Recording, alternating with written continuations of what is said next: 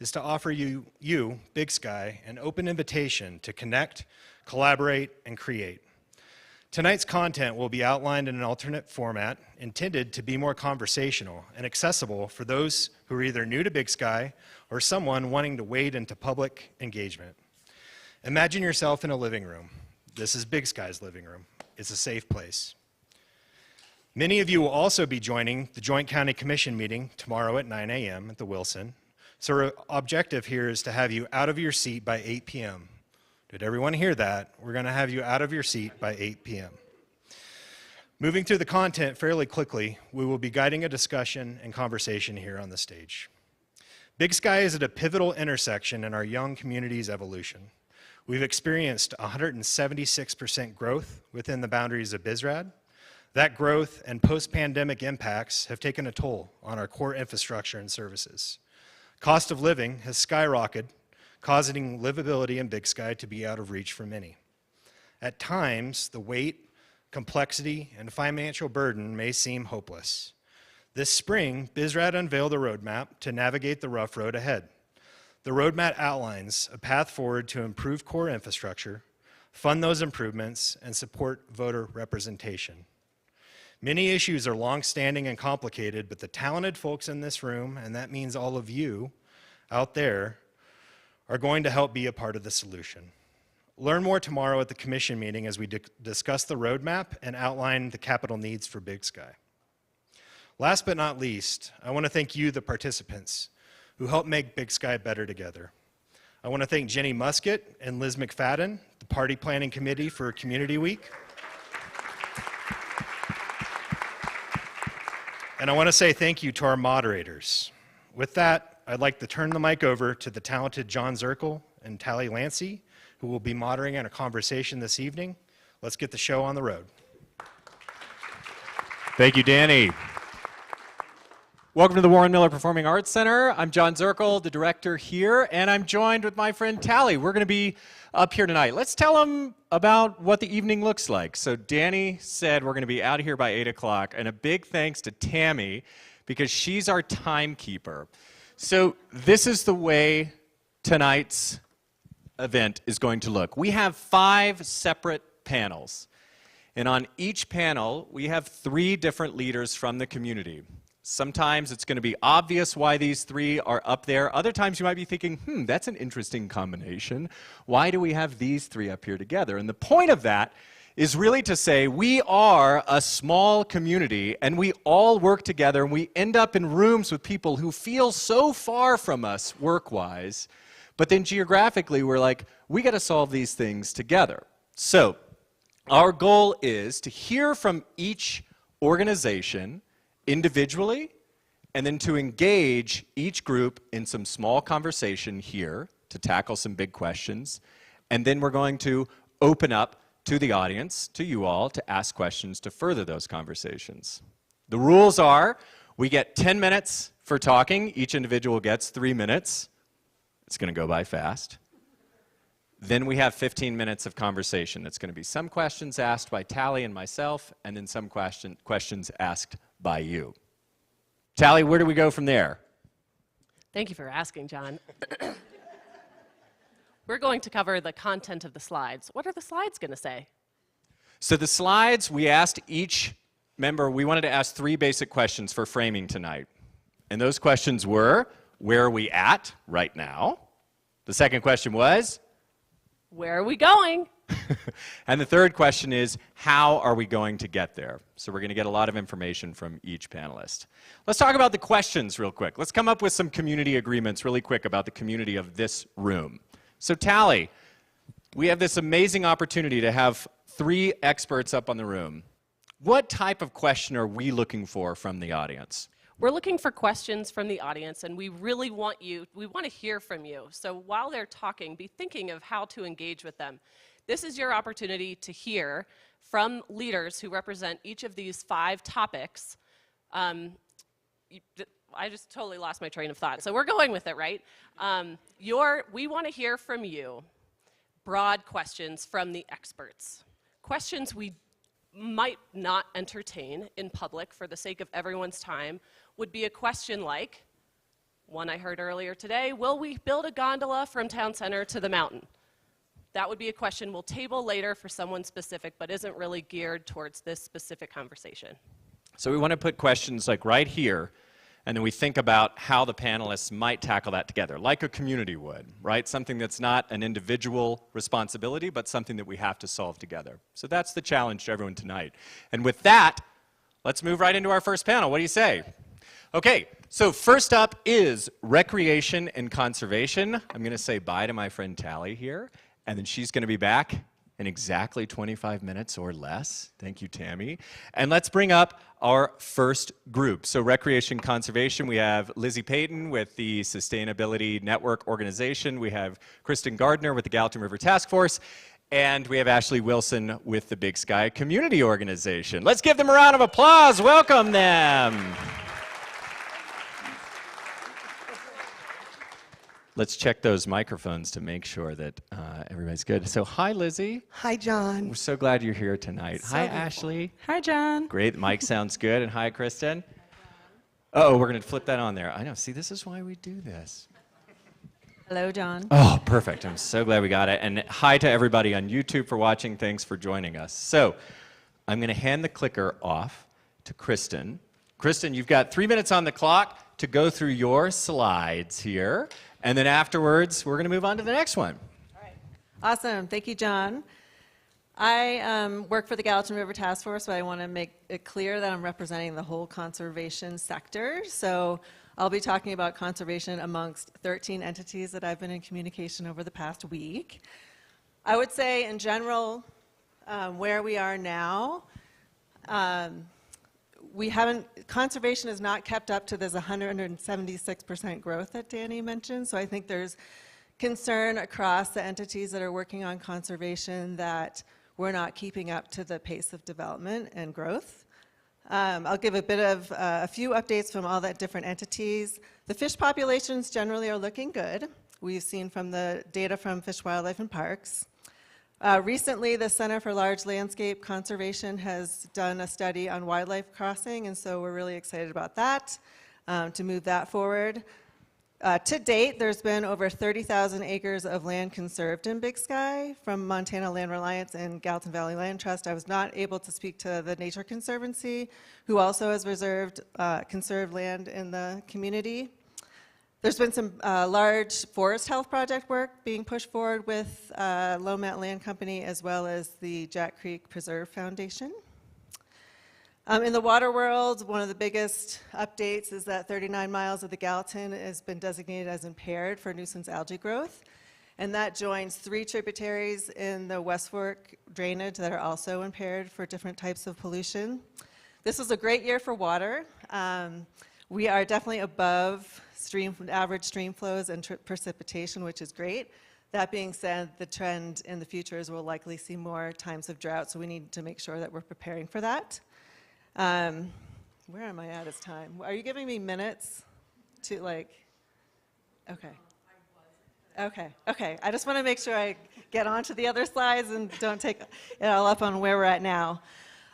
We've had some great success with removal of trash and noxious weeds in our community. That being said, apparently noxious weeds is at a Banner year. So we need to keep up the work on that. Jen said it's a red flag for the community. A red flag, yes. Lowmat Land has a great new improvement plan for the South Fork, which we're excited to see move forward to restore the stream and improve fisheries health. And then the beneficial reuse with wastewater, the snowmaking project up at the Yellowstone Club is actually moving forward this year, so we're super excited to see that. Great way to use water and reuse water. All right, where we are headed. Montana Land Reliance said that the Big Sky area is too fragmented to do large landscape conservation projects, so that's a bummer, but they also did say that they could see prioritizing land conservation along the river, which is awesome and something that the task force might think about working on in the future with them. We are updating our 5-year Big Sky Sustainable Watershed Stewardship Plan this year, which will bring on new innovative solutions for our water issues in Big Sky. So we're looking forward to moving that forward. We also have quite a few restoration projects that the task force is working on. We have 2 that we'll be completing this year. We have 20 in the pipeline that we're going to be completing hopefully in the next 1 to 2 years. There are some federal legislation out there to protect the rivers as well as land. The task force is involved in moving forward the Montana Headwaters Legacy Act that would protect 39 miles of the Gallatin River and 17 miles of the Taylor Fork as wild and scenic. And the Gallatin Forest Partnership is looking at designated 124,000 acres of wilderness in the Madison and Gallatin drainages. I talked to the Forest Service as well, and they really don't have a lot of capacity and funding to do conservation projects, so they're really relying on partnerships like the one that we have to do the river access restoration projects along the main stem Gallatin. All right, next. How we will get there. We have to catch up with this 176% growth that we've seen in our community in the conservation world. And the only way we can get there is really increase the capacity of the organizations that are working on conservation in our community, as well as building funding to get those projects moved forward. I know from the task force perspective, we have lots of plans and projects in the pipeline. It's just getting the capacity and the funding to move it forward, as well as in having as many of you involved in our project work. We need a lot of volunteers, and I think that goes across the entities that are working on conservation in our community. We need everyone involved. Also, really strengthening partnership work. That's really critical for us moving our projects forward. We wouldn't be anywhere without our partners, and I think that's true for most conservation organizations. And so again, strengthening partnerships. And then finally, filling in the data gaps to make sure that we're moving forward projects that are most effective at addressing whatever conservation issue there is. So I'll end there. Thank you, Kristen. Appreciate it. 3 minutes goes fast, doesn't it? That's amazing. We really appreciate it. Okay, next up we have Lizzie Payton. Hi all, I'm Lizzie Payton, Director of Community Sustainability for Big Sky Snow, or the Sustainability Network organization. I will try to speak slowly, but get through quickly. So this year we released a climate action plan for the community of Big Sky. It has 4 targeted improvement priorities, or TIPs. They are buildings and energy, consumption and waste, transportation, and natural environment. On this screen, you'll see a couple things we've been working on, which is where we are now. One of the #1 things we're concerned with transportation is the fact that it's about 1/3 of our community emissions. 104 million miles of vehicle miles traveled, I always screw that up, were traveled in the Big Sky area boundary in 2021. That is further than the distance from here to the sun, just to give you an idea. So what have we done in place to help that? We have been working with the Transportation District, who's working on really great plans themselves, you'll hear about later. But Snow has put in a one less car commuter incentive.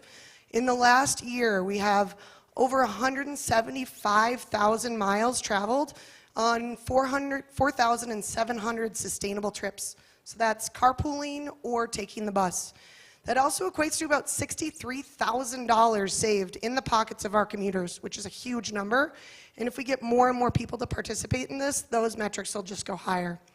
Something you probably know Snow for is waste. You might know me as the recycling or the composting lady. I usually stand by a trash can at events. That's probably where you've seen my face. This last year we did a great waste assessment, sorting through 7,700 pounds of trash in the Big Sky community. 23.2% of overall waste going to the landfill was wasted food.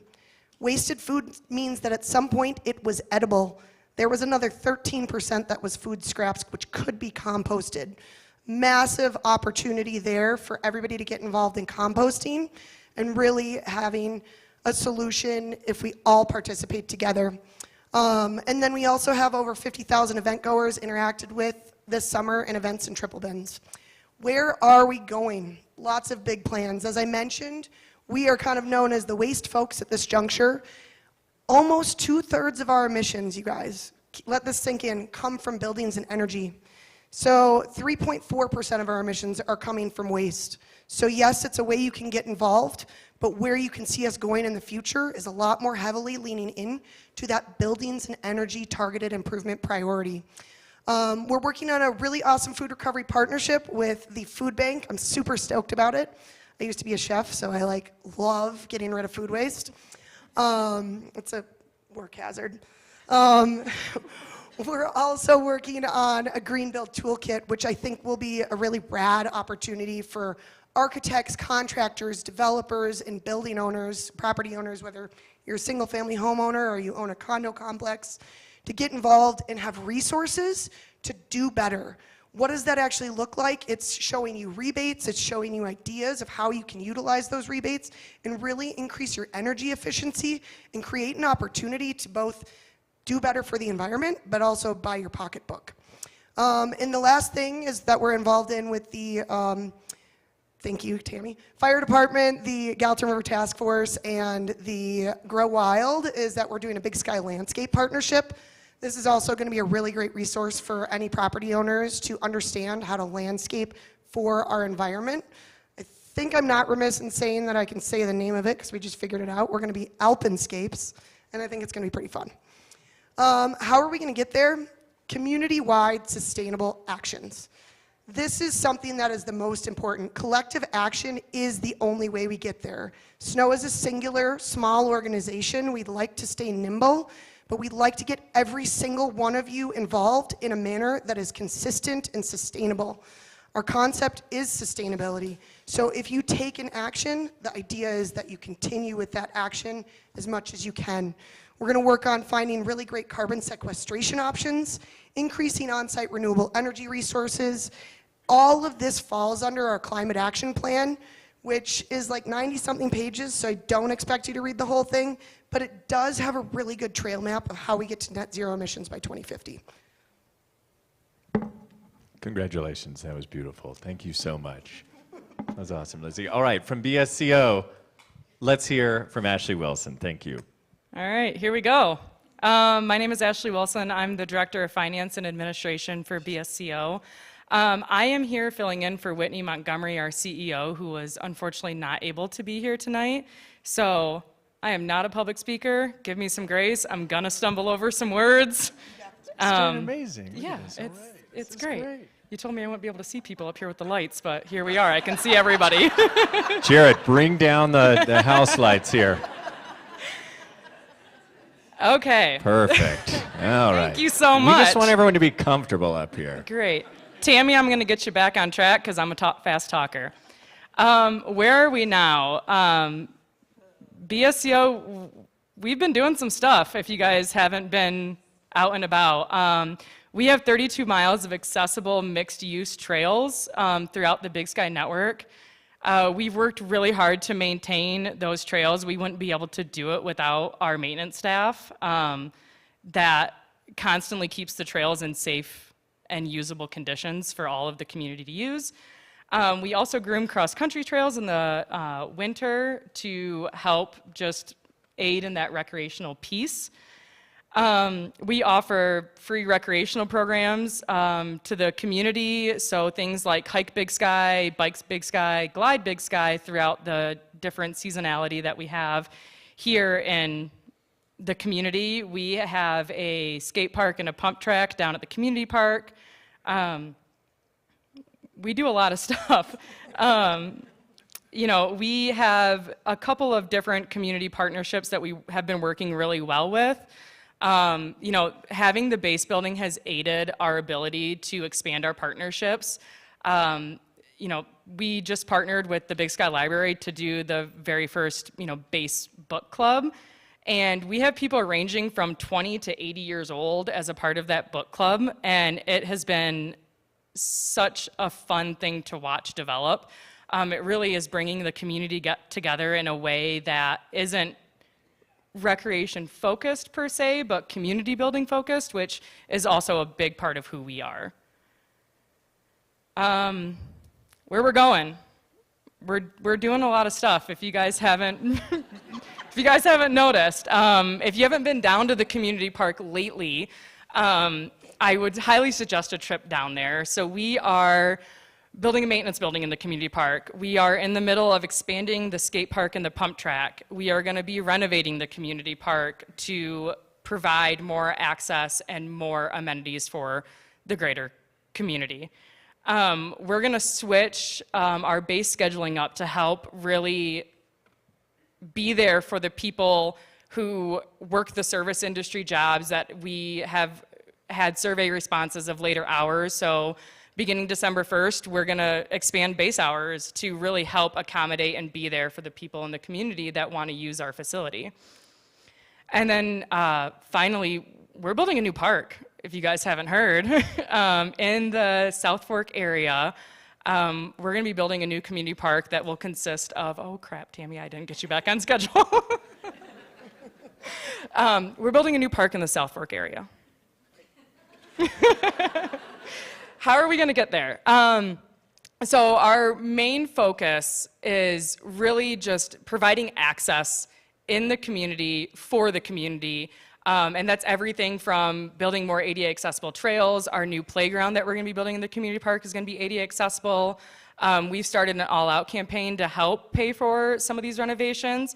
And then community input. We want to hear from you guys. We want to hear from the community members of what you guys want to see. So feel free to swing into base and grab any one of us to tell us what you guys want to see, and we'll do our best to see what we can do.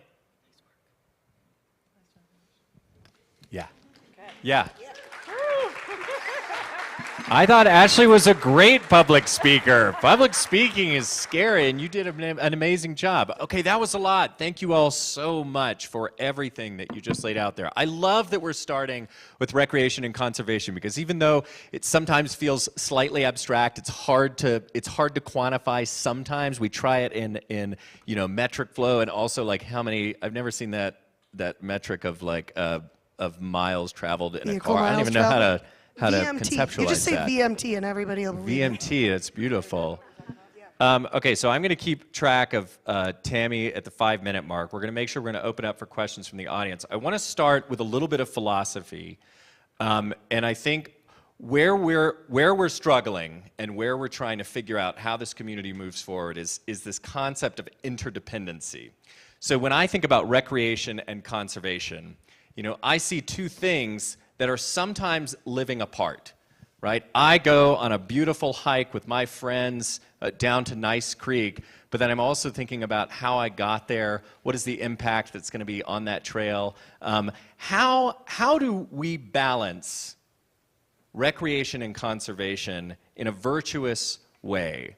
So I think the other question is like, we love this place, it's why we moved here, it's why we stayed here, but then if it's all about conserving, then how are we actually going to love this place without loving it to death?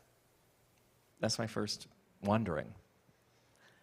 We have to manage it, I think, effectively. And this makes me think of our river access restoration project. So essentially the Gallatin corridor is owned primarily from the Forest Service and was never managed for river access, just trails and camping.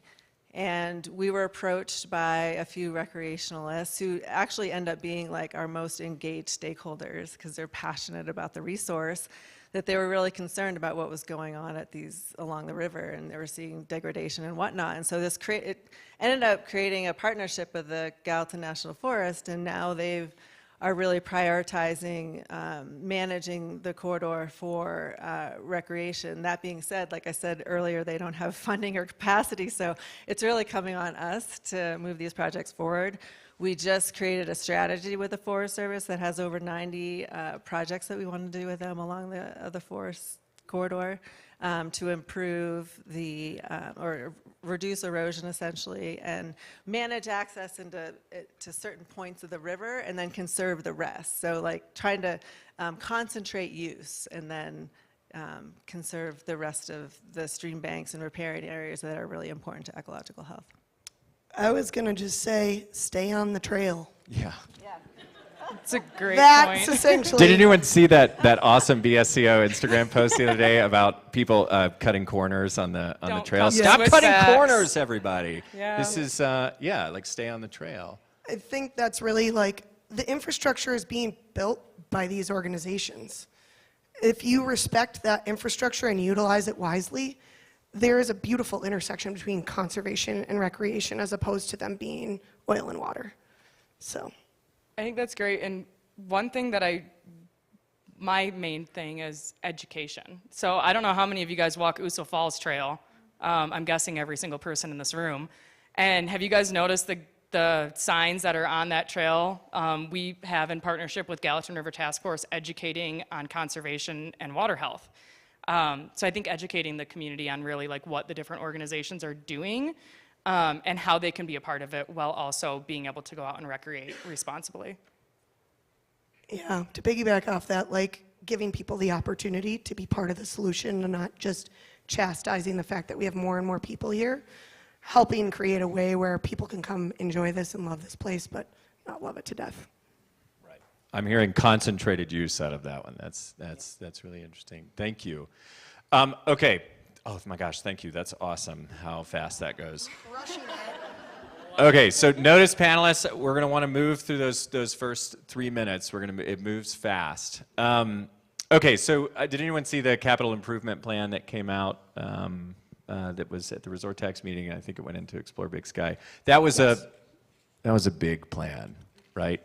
And we don't currently have the resources to do everything that was on the list of these organizations. So I'm really curious, and I hope we have a moment to talk with everybody, is how do your organizations approach prioritization? How do you start that conversation? What are the tools that you get when we're dealing with scarce resources? And the floor is yours. I'll start with this one. So with that capital improvement plan, which I read and I think is great, good job team, BizRad team, that was awesome. Something that we did that was intentional going into it was to not put more infrastructure in it for snow itself. The concept being is that sustainability should be the textile that weaves all the pieces together. It shouldn't have to be its own standalone thing. So every building or structure, whether it's transportation or an education center that's built, should be built thoughtfully with water sense fixtures and thoughtful to the wildlife that's crossing through that area, thoughtful to the defensible space with fire. So really weaving those pieces into each capital improvement project that comes in, I think is really important from us, and the development's going to happen. How do we make it more thoughtful? Thank you, Lizzie. Any thoughts on prioritization? Of the capital improvement plan itself, or, because I just think as an organization, as far as how we prioritize projects, is we have data, we think about what has the biggest impact, and that's like our priority to move forward. I think that's an answer right there. Thank you. Yeah, it was beautiful. Questions from the audience, because we're ripping through time already. Does anyone have a question that they'd like to ask the three up here? And then just so we know, we'll call on you, and then I'll repeat the question for people online. Please be kind. I have plenty others, but we want to make sure you've got an opportunity. I have one, and Lizzie, thank you for your thoughts on and mentioning transportation and how shared transportation is, how important it is and how impactful it is. Are you aware of, or can you share with us thoughts for what an improved transportation district venue might look like, whether that's in the town center or whether that's really being discussed as we just have these great new road improvements through Tiger Grant, and it feels great right now, but it's going to be pretty busy when winter hits in. Okay, I'm going to try to repeat that for everyone on YouTube. It's from Will. And the question is about the transportation district and specifically a venue or some type of building. But I think we should probably hold that until a little bit later when Darren's up here. I was like, Darren's going to be the pro there. I have some knowledge, but Darren will excel. Thank you. Did I see another question over here? Okay, great. We probably don't have enough time to answer the big question, but let's hear something you're excited about. Something that motivates you in the morning, an innovation that might have come your way in terms of what we're talking about with protecting the Gallatin River, how we're approaching recreation, or some new ideas that are coming down the pike that might not be, that we don't know about yet. What's exciting you? This sounds probably boring, but I'm really excited to update our Big Sky Sustainable Watershed Stewardship Plan because some pretty groundbreaking projects came out of the original plan that include the snowmaking project with wastewater up at the Yellowstone Club, the 1% for infrastructure, and the $50 million plus new wastewater treatment facility, and then the creation of the Gallatin Canyon Water and Sewer District. So I'm really excited to see when we bring all the stakeholders together again, like what innovative projects we can develop and move forward. Oh, great. And Ron's going to be up here later. We might be able to come back to that idea. That's exciting. All right, I'll make mine really quick.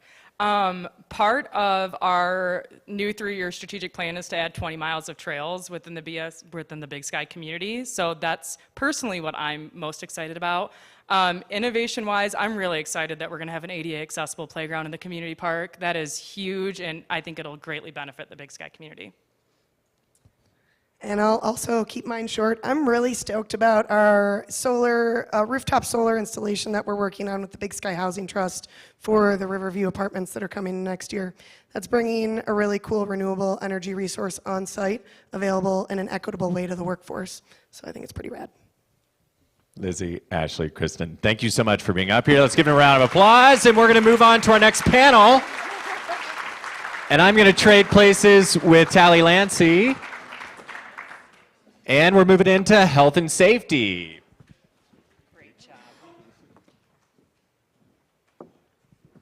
Come on up, gentlemen. We're going from 3 women to 3 men. This is fun.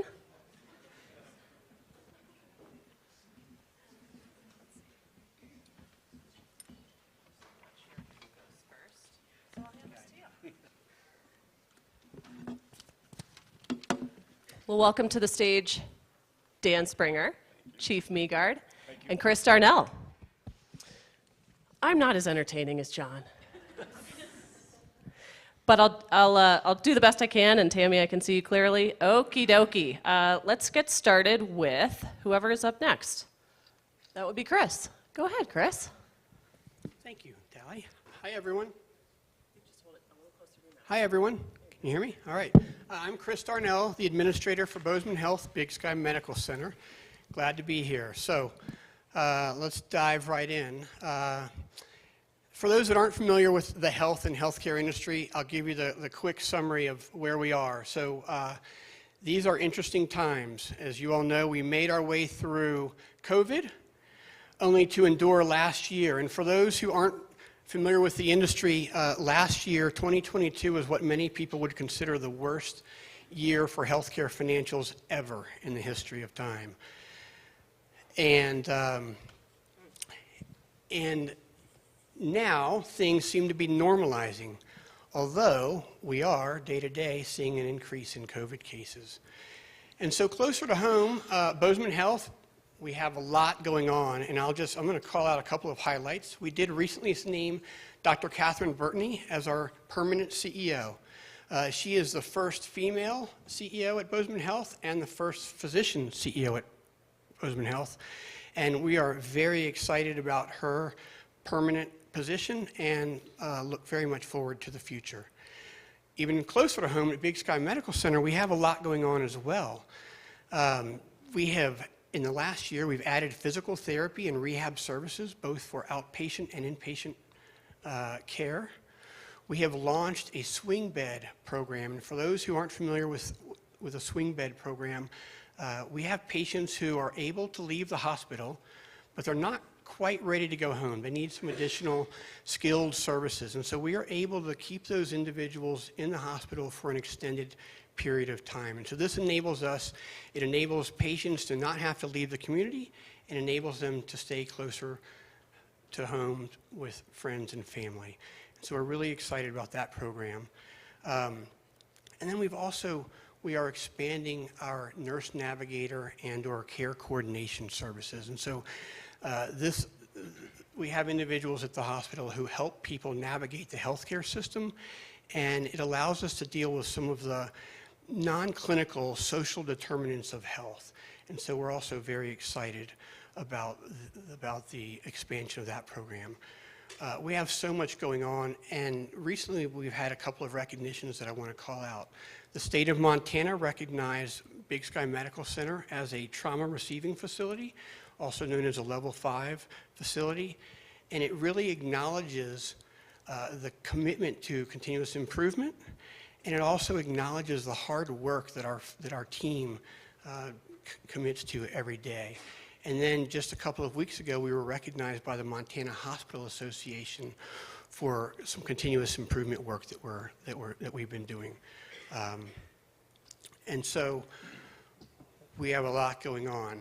As we look forward, we're going to continue to build on the services that we have, and I'll highlight our primary care services. And as you all know, behavioral health, there's a need for additional services in the community, and so we're going to continue to add to what we have in place now. And so primary care and then behavioral health, and then there's a significant need for additional specialty services. And so we are in the process of bringing some additional specialty services to the community. And there are a bunch that are in the queue, but I'll mention one. We're in the process of bringing medical oncology or our cancer physicians to the community.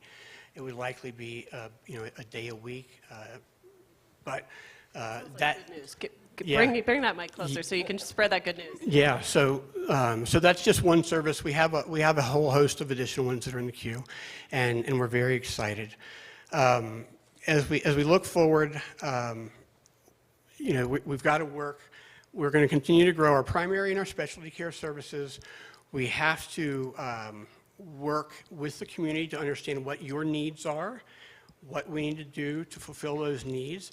We have to work in collaboration with some of our community partners, and ultimately we have to embrace innovation and technology. And so we're very excited about what the future holds for us. And in closing, I'll just say I want to thank you all for your support for Big Sky Medical Center. This is our 8th year, and we are very appreciative. Thank you, Chris. Really appreciate it. Hey, I have a tech question. I'm wondering, Jarrett, if we have the ability to see the next screen up here? No? Okie doke, no problem. Dan, I hope you know what the future holds because I don't. No problem. So I'm Dan Spring. I'm the sheriff of Gallatin County, and give a politician a microphone, tell him 3 minutes. Nice work. So that's a good job. So anyway, so where we are, Gallatin County, we saw a dramatic growth in our calls for service during the COVID years. So we have two types of calls. We have calls for service, and then we have cases. Our calls for service have actually started to drop since 2022. The cases are increasing. We're seeing about a 50% increase here in Big Sky on our cases. What cases are things that take actually more time. There's something that it's either an arrest, it's a further investigation. A calls for service may be a traffic stop. It could be we go to the neighbor's dispute, dogs are barking, whatever, and the deputy clears that. That's just a calls for service. There's no further investigation beyond that. But the cases are what's growing, and not surprisingly, when you have cases that are increasing, you're seeing calls for service decreasing because the deputies are not out there doing the proactive work that we want them doing. Our goal is to try and be about a 60-40% proactive to reactive work. 60% proactive, 40% reactive. Right now we're about 70% reactive in Gallatin County and 30% proactive. So we're still trying to work on getting to that. Right now we increased our deputies from 6 to 8, thanks to BizRad, Madison County, and Gallatin County, but that will help us. That puts 10 in what we call our Canyon Division, because we include the 2 West Yellowstone deputies in that. And that puts us at a 24/7 coverage for Big Sky area, which is something that we've been working pretty hard to get to.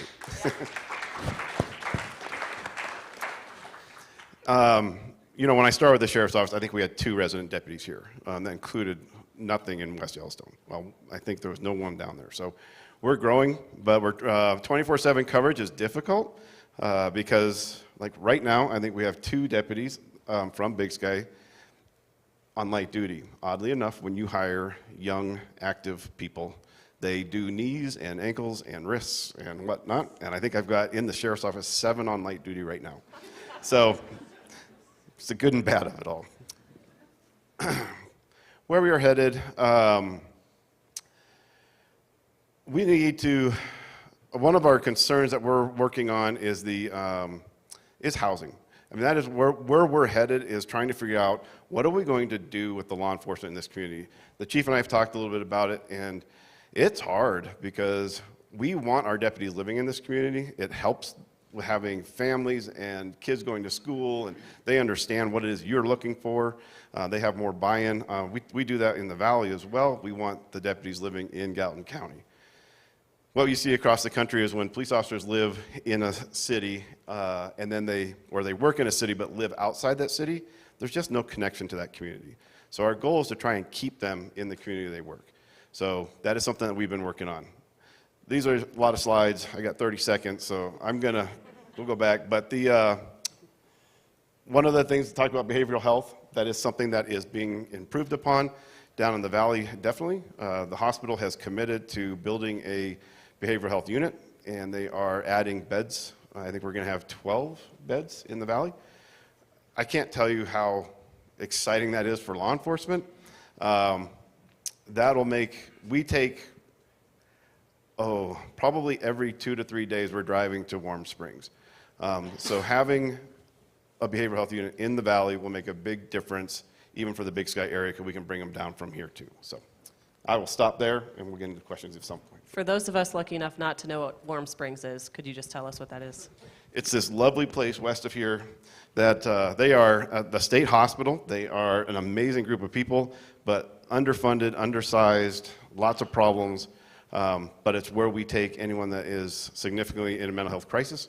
But the issue with Warm Springs, when we take people there, we take them there for about a 72-hour hold, then they come back to Gallatin County, and then we take them back there. So one person is a 3-person trip. So when you're talking about deputy time, it's significant. So if we can get them stabilized in the community they live in, that's our goal. Thank you very much. Chief Meagard, you're up. Good evening, everybody. Excuse me, Greg Meagard, Big Sky Fire Department, Fire Chief. Just real quick, as I've seen 3 minutes go really fast. Our fire district is 80 square miles. We serve the Big Sky Fire District, which includes 2 counties, Madison and Gallatin County. So we work with both county commissioners, sheriff's office, medical center. It's all about partnerships for us. All has response capabilities, paramedic level EMS service, wildfire response, which I'm very happy to say, based on moisture this year, is very light and minimal for our community, which is outstanding. Structure fires, technical rescue, hazardous materials. Currently today, we have 34 full-time staff, and we staff 2 fire stations, one here in the meadow, and then one up at near the resort. We have 6 administrative staff and 28 operational staff. Where are we headed?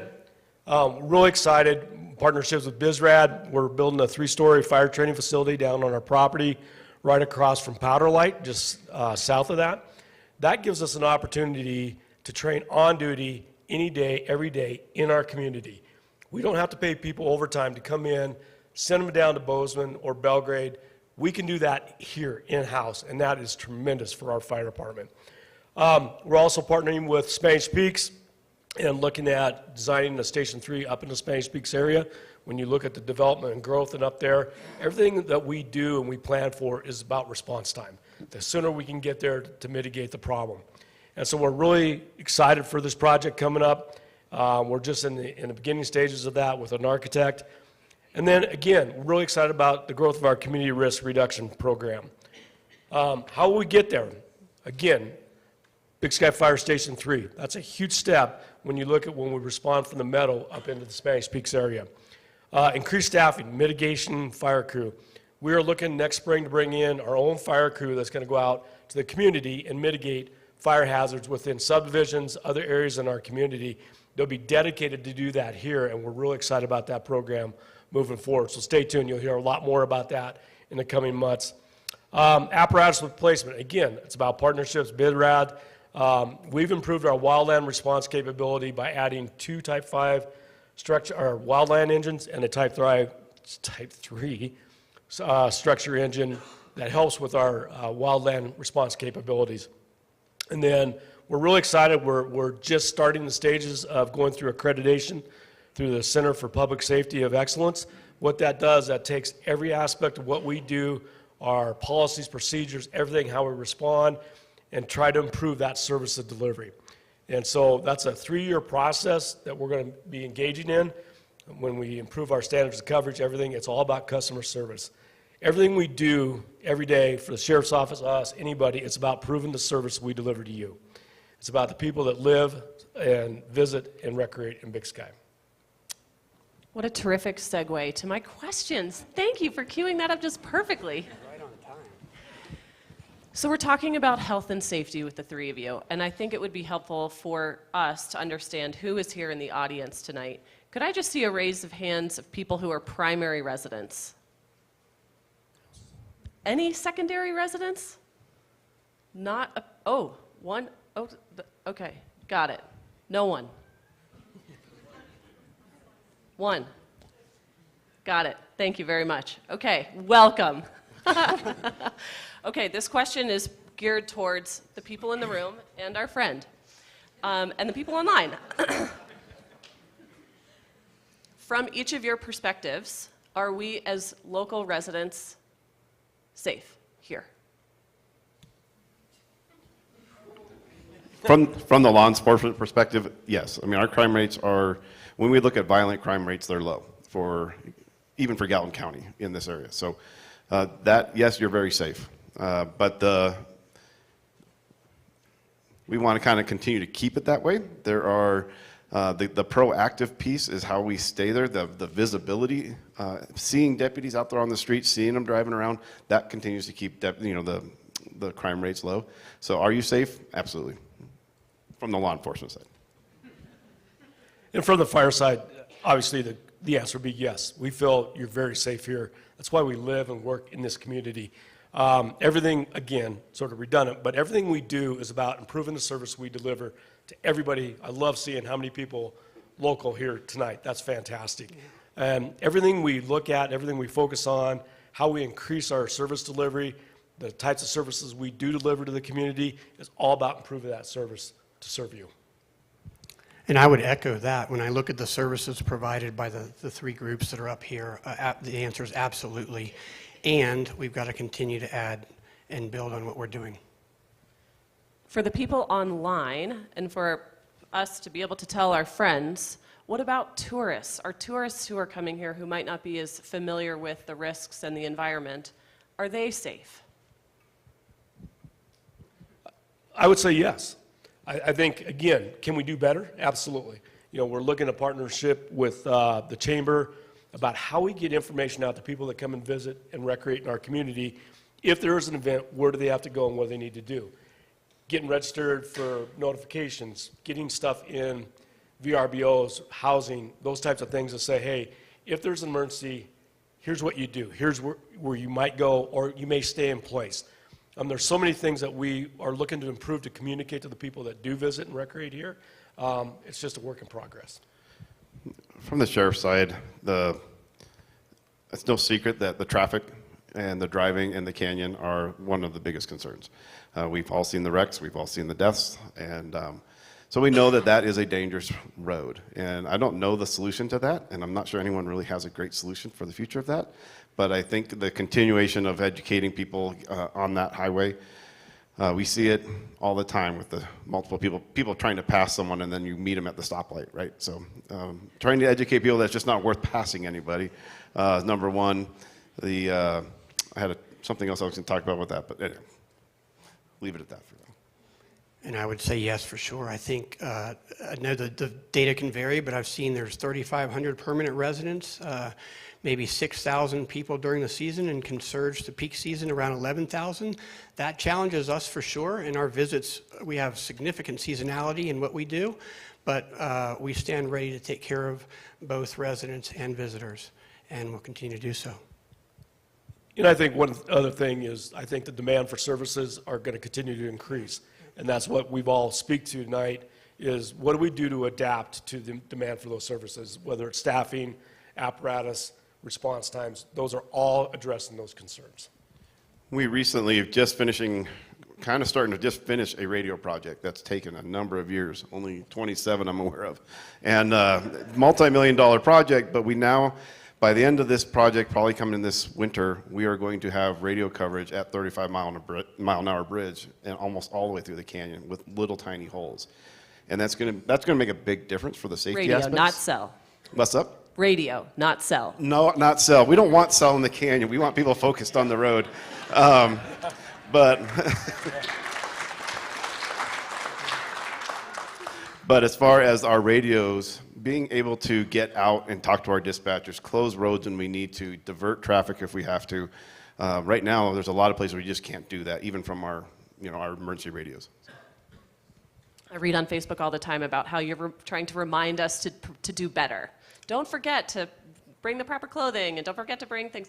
I want to ask you what we can do as individuals to keep your call volume down, to keep your emergency services not at a stressful point. So if you just had an action item for each of us to just take home with us, how can we keep ourselves safe? Well, first, I think Sheriff Springer said it. Don't text and drive. I mean, that's the obvious one. And obviously, our community, the majority of our time is in the winter. Give yourself extra time. You can't stress that enough. I drive the canyon twice a day. And the number of people, I'm in a marked vehicle that pass me on double yellow is just, it's staggering.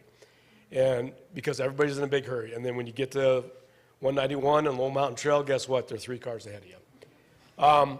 Plan ahead. And then for us as a fire department, if you have a fire hydrant in your community or your neighborhood, and there's a lot of snow and it gets plowed in, take some time, go out and dig it out. We try to get around to them, but that is essential. If there's a fire, if we have to come out and try to locate the fire hydrant, or dig it out, that delays our opportunity to really address the issue. So if you have a fire hydrant, please take time on that. And then if you have a wood stove, please make sure your chimneys are clear and inspected.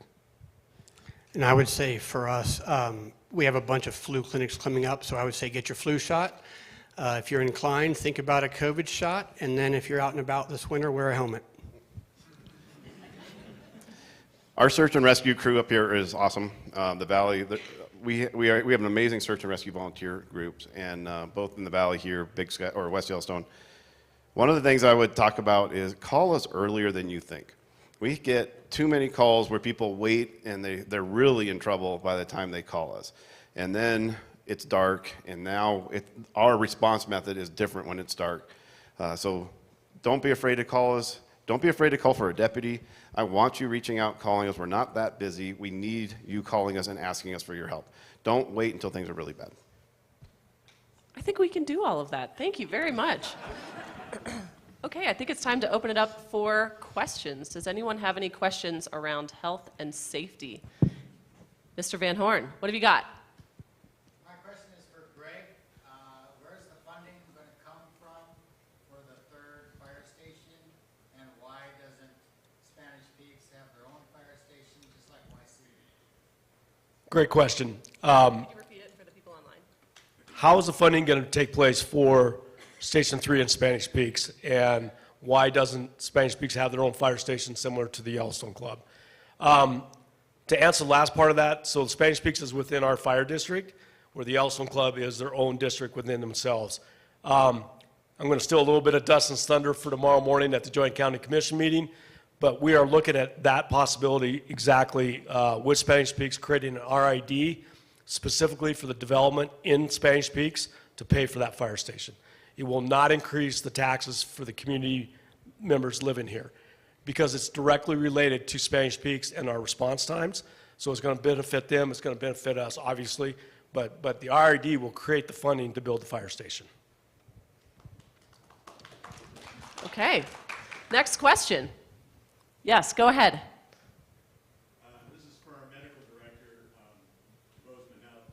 Where are we at with a wellness district between the 2 counties to have a fair balance between calls and actual services?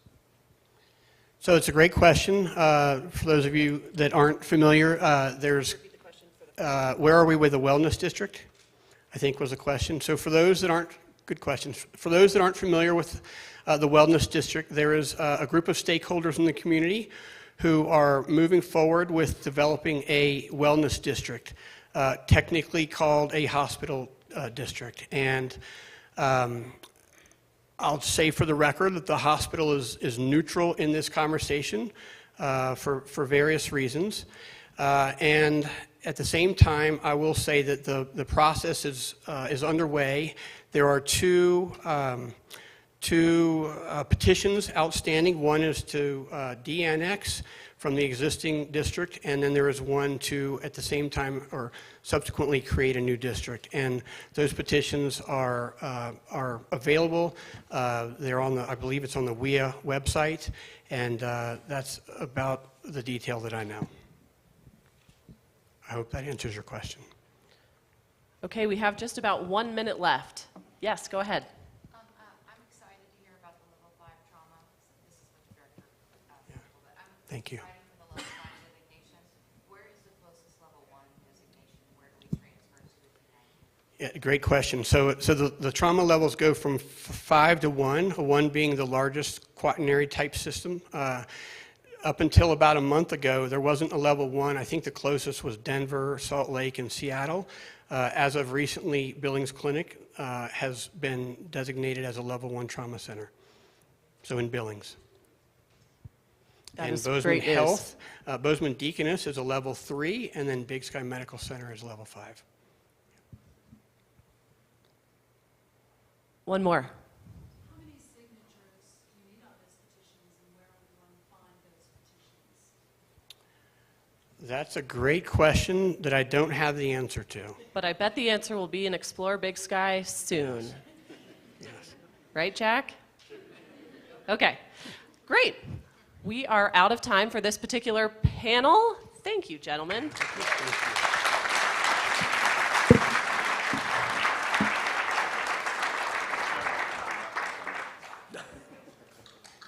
We don't have an intermission. If anyone needs to use the restroom, they're right out here in the hall. Can I call up our next panel, Education and Wellness?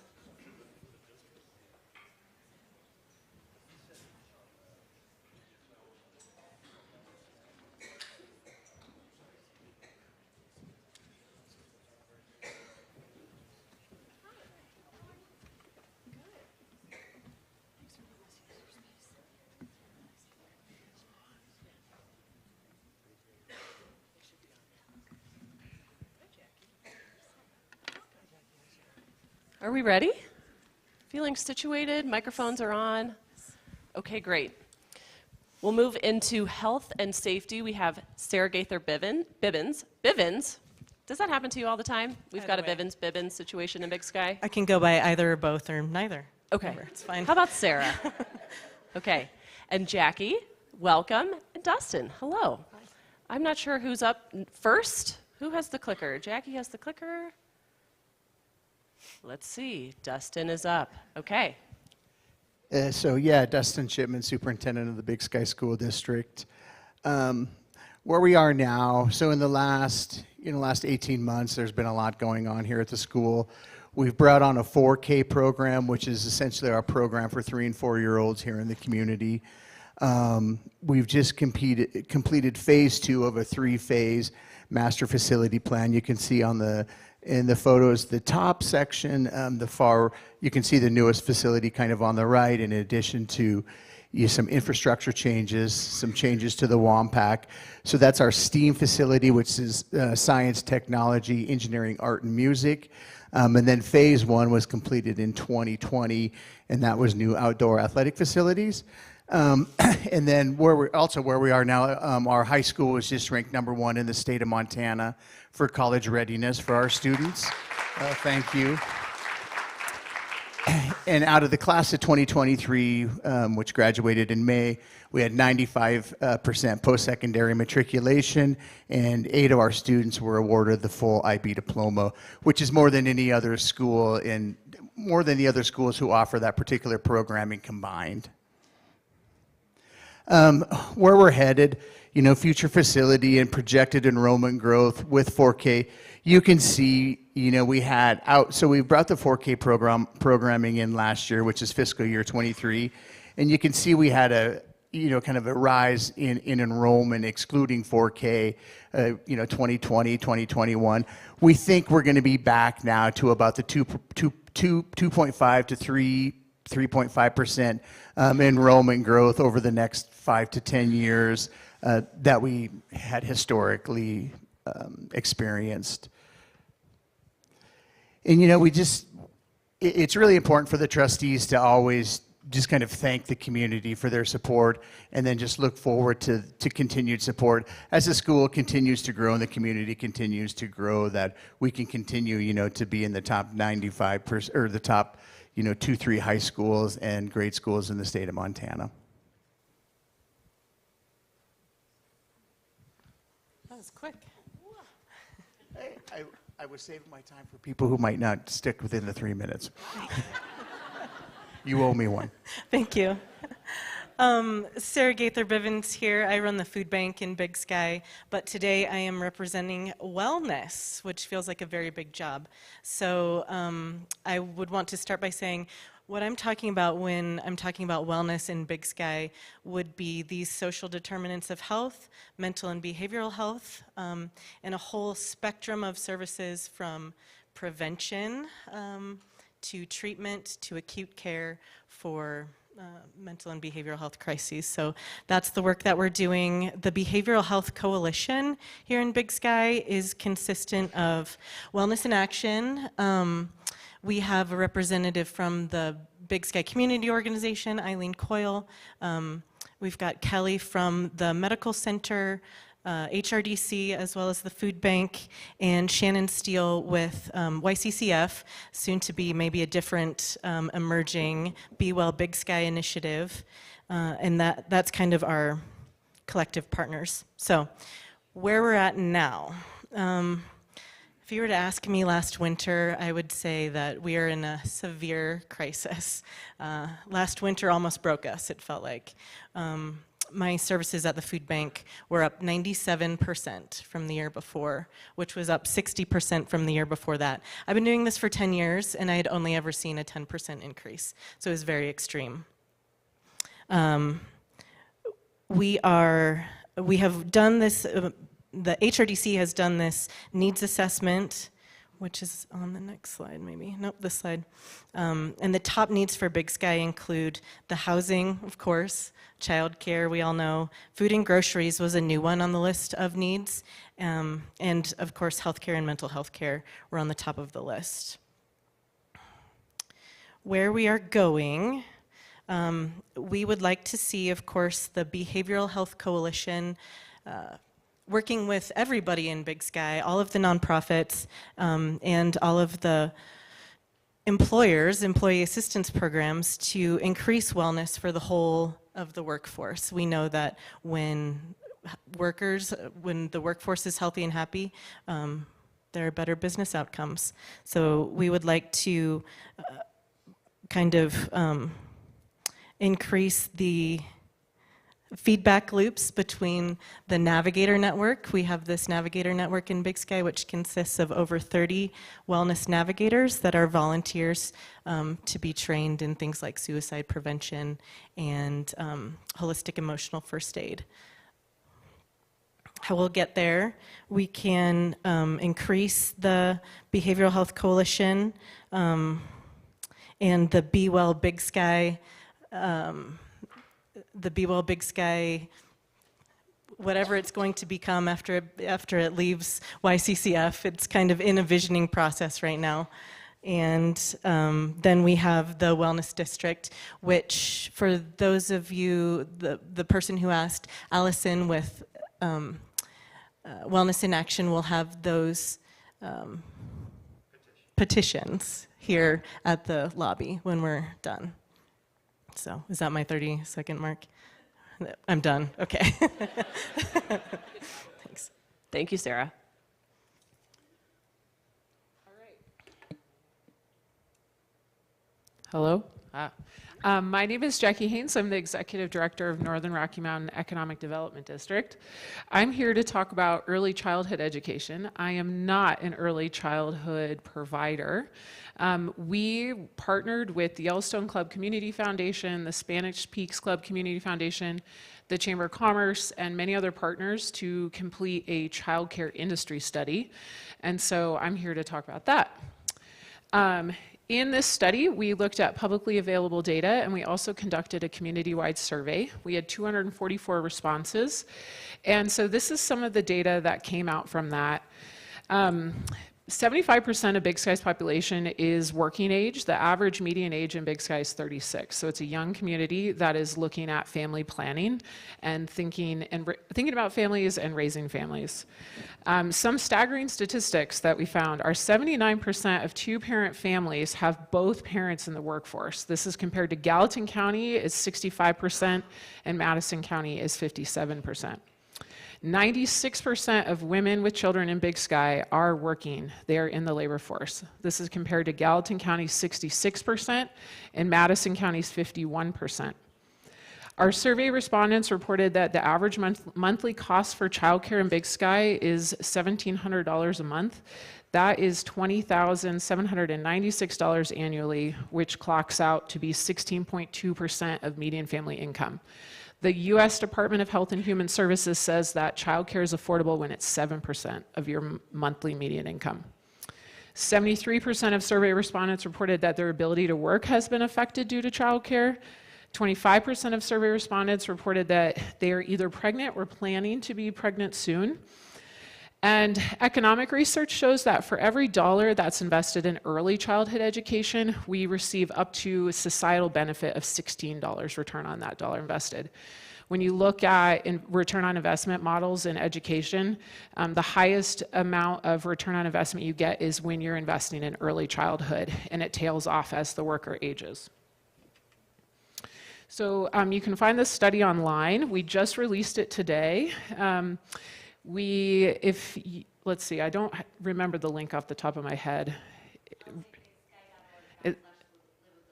Thank you, Ruthie. It's elevatebigsky.org/livability. If you want to go look up the study and give us feedback, there's a survey there to collect some feedback from you.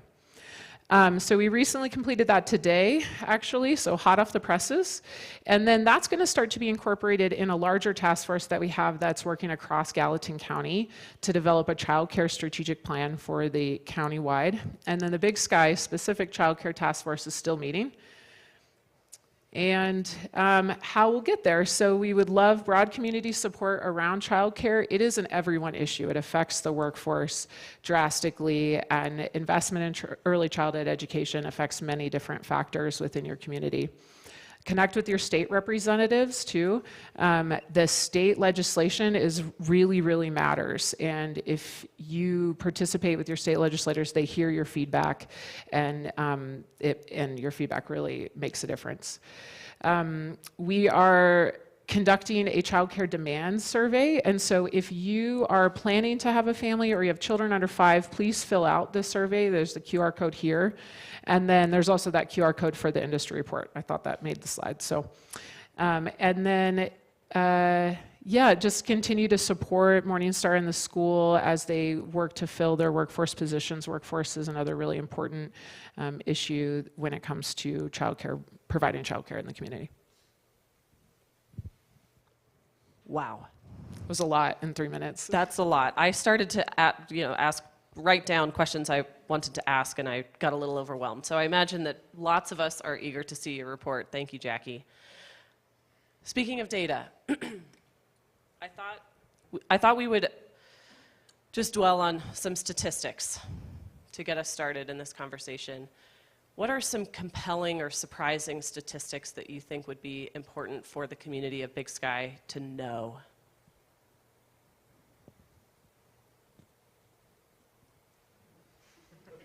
I have many. Get us started. Wellness in Action, for example, saw a 250% increase in utilization of their counseling platform this year, as well as their new community health worker, who's Hope, who everybody should know. She's right over here. She has helped 45 individuals for a total of 127 hours of assistance to people in the community doing things like getting to doctor's appointments and getting to mental health appointments. Huge wins for Wellness in Action team. I mean, I think one that for the school district that probably a lot of people don't know that on a monthly basis, our payroll is about 70 people.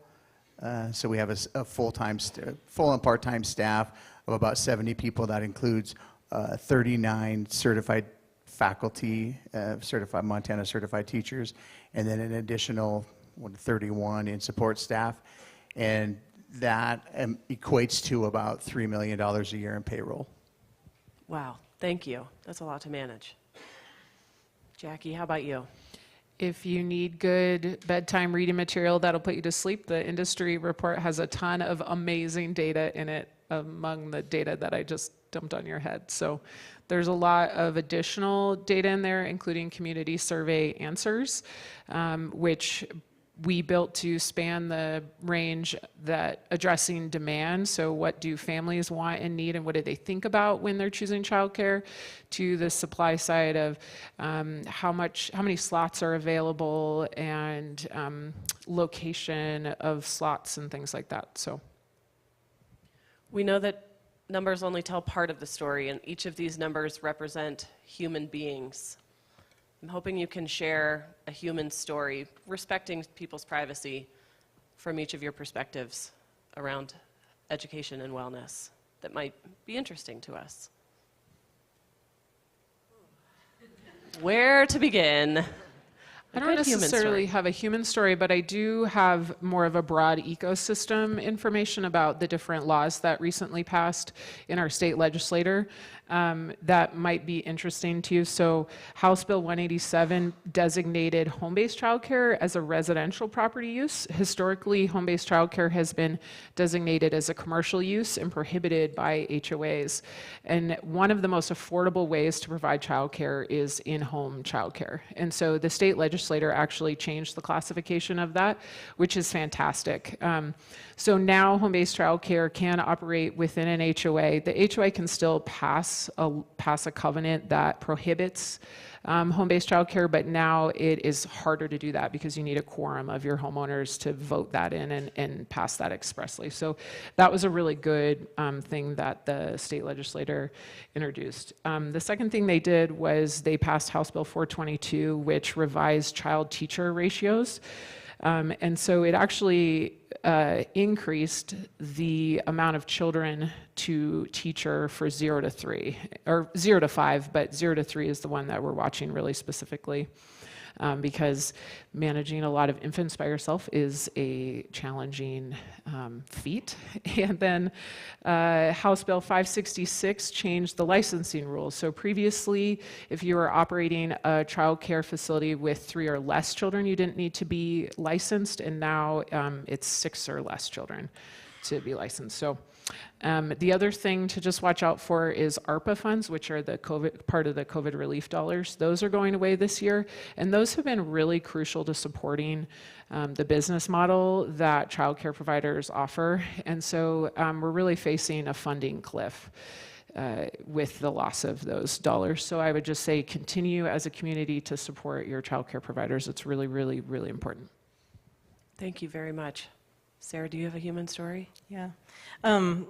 Tally, when I was talking to you before this, I had to apologize for not being super prepared today because this isn't the most important thing I've been working on today. I have been working with a 65-year-old veteran who's homeless, who's attempting to get a job here in Big Sky, living in an undisclosed location, and we have been fighting to get his SNAP application finished for the last 4 months. That's how long it's taken. He's got, significant connectivity issues, of course. He's a person that we want in our community, hard worker, like I said, veteran of the Army, and able to be a great roommate, a great renter, but he does have a support dog. We know that the social determinants of health are also based on housing. So these are some of the issues that go into a person's wellness here in Big Sky, and some of the issues that we all have to work on together to keep people in our community. He's lucky to have you. Thank you for working on that. Yeah, so I saw that question when it came out today, or whenever they sent the preparations for this panel. I mean, as public school employees, I think that all 70 of those people I mentioned earlier are working hard to impact lives minute by minute throughout the day. But as a more broad programming, I really think that our programming for 3 and 4-year-olds, those parents could probably tell a lot of stories about the impact that the school district has had on them, as could some of our graduates. So it's really broad, and to pick one changing moment. I see our art teacher there. I'm sure she's changing lives every day too. I think would short somebody. My final question is, I assume we're in a post-pandemic world. We have lived through Sarah's darkest winter. Hopefully that is behind us now. We've made it through the Tiger Grant construction. What does your new normal look like? Specifically, have the COVID refugees, are they here to stay? Do you think they're going home? Is it somewhere in between? Are there COVID refugees in the audience? I mean, I can speak from the school district's perspective. I mean, we had an uptick in enrollment during that. Some have stayed, some haven't.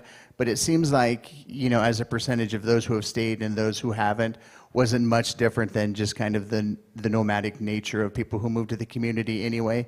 So this is my 9th year in the Big Sky School District. I say it's 2 winters. That's kind of what locks you in.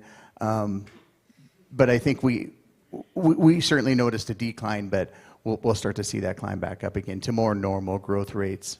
What was the other part of that question? What does your new normal look like? Again, as a public school, I don't know that there's a normal on a day-to-day basis. That makes sense. I, this last summer, have been so thankful for all of the other nonprofits and initiatives in town, including Be Well Big Sky, Belonging in Big Sky, which is a DEIA initiative, Wellness in Action, Community Health Worker, as well as our peer support specialist program. That's an addiction support person that's here in Big Sky from Rimrock. I feel so thankful that that we have all of these other supports for people who need help. It's not just the food bank anymore. It's actually everybody stepping up, from employers, wellness programs, to nonprofits, working better together, the sheriff, the Chief Meagard, everybody, it feels like is working so much more closely together to support the wellness of Big Sky. So I think the whole community should be really proud of that. I think a new normal is, for childcare specifically, is engaging employers in the issue and the discussion around childcare. It is so important. It's such a significant workforce issue, and so we want to continue to engage in that conversation. And I'd love to see the community of Big Sky continue to engage in a conversation around what infant care looks like too, so people can have families here and stay in the community, and they don't need to move out to go find childcare. And then would love, again, take the childcare demand survey to continue engaging. And as far as whether COVID refugees are here to stay, Big Sky grew 176% from 2010 to 2020. So the community is growing in a rapid way, and who knows if I don't see that decreasing. You've been found. That is my lived experience as well. Time for some questions. We're about a little over halfway through our program tonight, just for those of you who are getting hungry or restless. Randy. My question is for Shipman. Have the new additions been structurally built so that another level can be added on top when the time comes? The current facility that just got finished? Yes. No, that wasn't. No, the short answer is no. That wasn't the. That wasn't the intent of the facility, to be able to be built on top of. Mr. Addix in the back. Sarah, I was curious, what was the reasons for I mean, I think there are several reasons. Sarah, can I just ask you to repeat the question for people online? What are the reasons for the 97% increase in food bank services? Certainly there are more people in the workforce in town, you know, with Montage and the Wilson being fully operational. There are more J1 students now that the, you know, COVID ban has been lifted, so just a bigger workforce. The 75% increase in people living here. But also, you know, the inflation costs. At one point last summer, you couldn't get a carton of eggs for under $9. People's housing, the cost of living, I mean, certainly outstretched their monthly budget for sure. Additionally, we did allow people to come we used to allow people to come use the food bank once a month. Because of the increased demand, they're now able to use it twice a month. So that's certainly a significant factor. Great. Anyone else? Okay, one more. Yes, sir. Are there any affordable options for child care? That's a pretty big number for a young family to try and absorb. Are there options to help out? There are very few options to help offset the cost of childcare, and inherently the childcare business model is a very tough business model. They run on very, very small margins, and they receive some government subsidy, very few government subsidies. It's like around food programming and some around attendance rates. But if those programs went away, the family cost would actually increase just to cover the bottom line. And so that's part of going to the state representatives is we could have a statewide child care tax credit. There's a federal child care tax credit, and many states have a statewide tax credit. But we need to be looking at other options to help offset the costs, because there are very few programs that help to provide scholarships. Both Morning Star Learning Center, Discovery provide scholarships, and WIA also provides some scholarships to the community to help offset costs also. Deep breath. This is a big one, and starting with data is going to help us solve it, so thank you for your work. This concludes this portion. Public Works is next. John? Thank you all.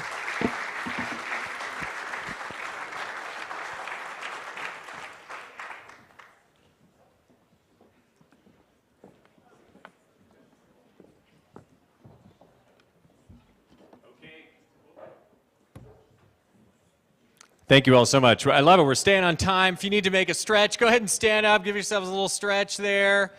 And we're going to be moving on. We've got 2 panels left. We love the participation in these questions. And of course, there are other ways to engage this week. This is Community Week. This is just one moment in Community Week. It was a great time at the Wilson last night. Tomorrow we have the joint county commissioner meeting where we get to talk about traffic. So exciting. We're not going to let traffic hijack this panel. Guys, welcome. We're so glad you're here. Thank you for joining us. We have Ron Edwards with the Water and Sewer District, Darren Krugman from the Transportation District, and Brad Niva with the Big Sky Chamber. Visit Big Sky. Let's dive right in. Who's got the clicker? Let's see. Oh, perfect. So we're starting with Brad.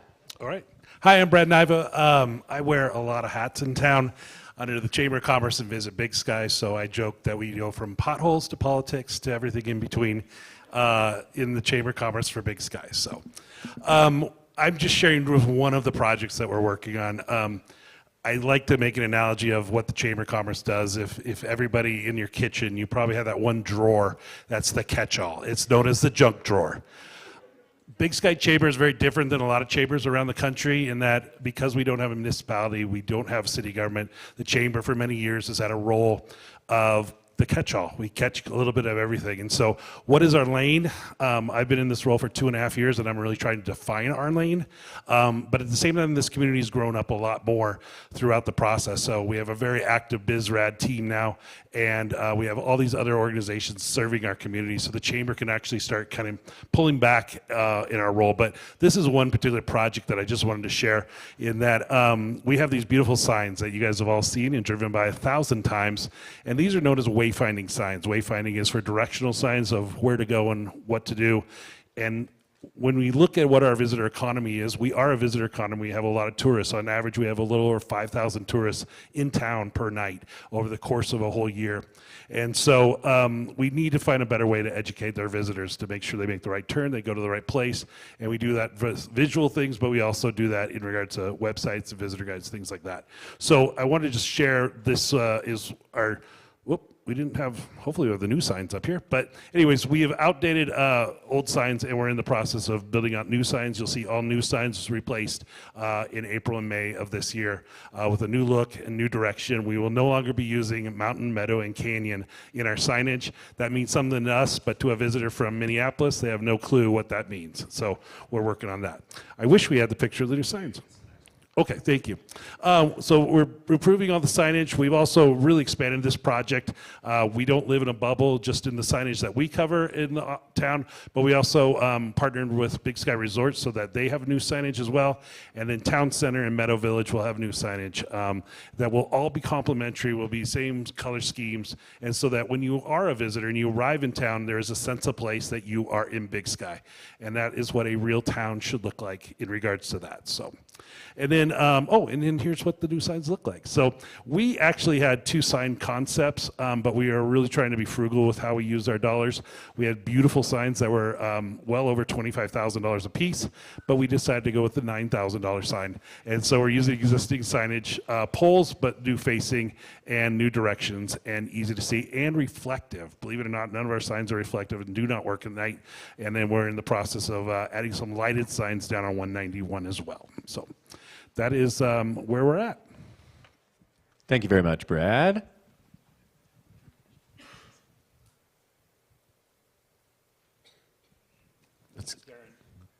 It's great. You just popped the switch up there.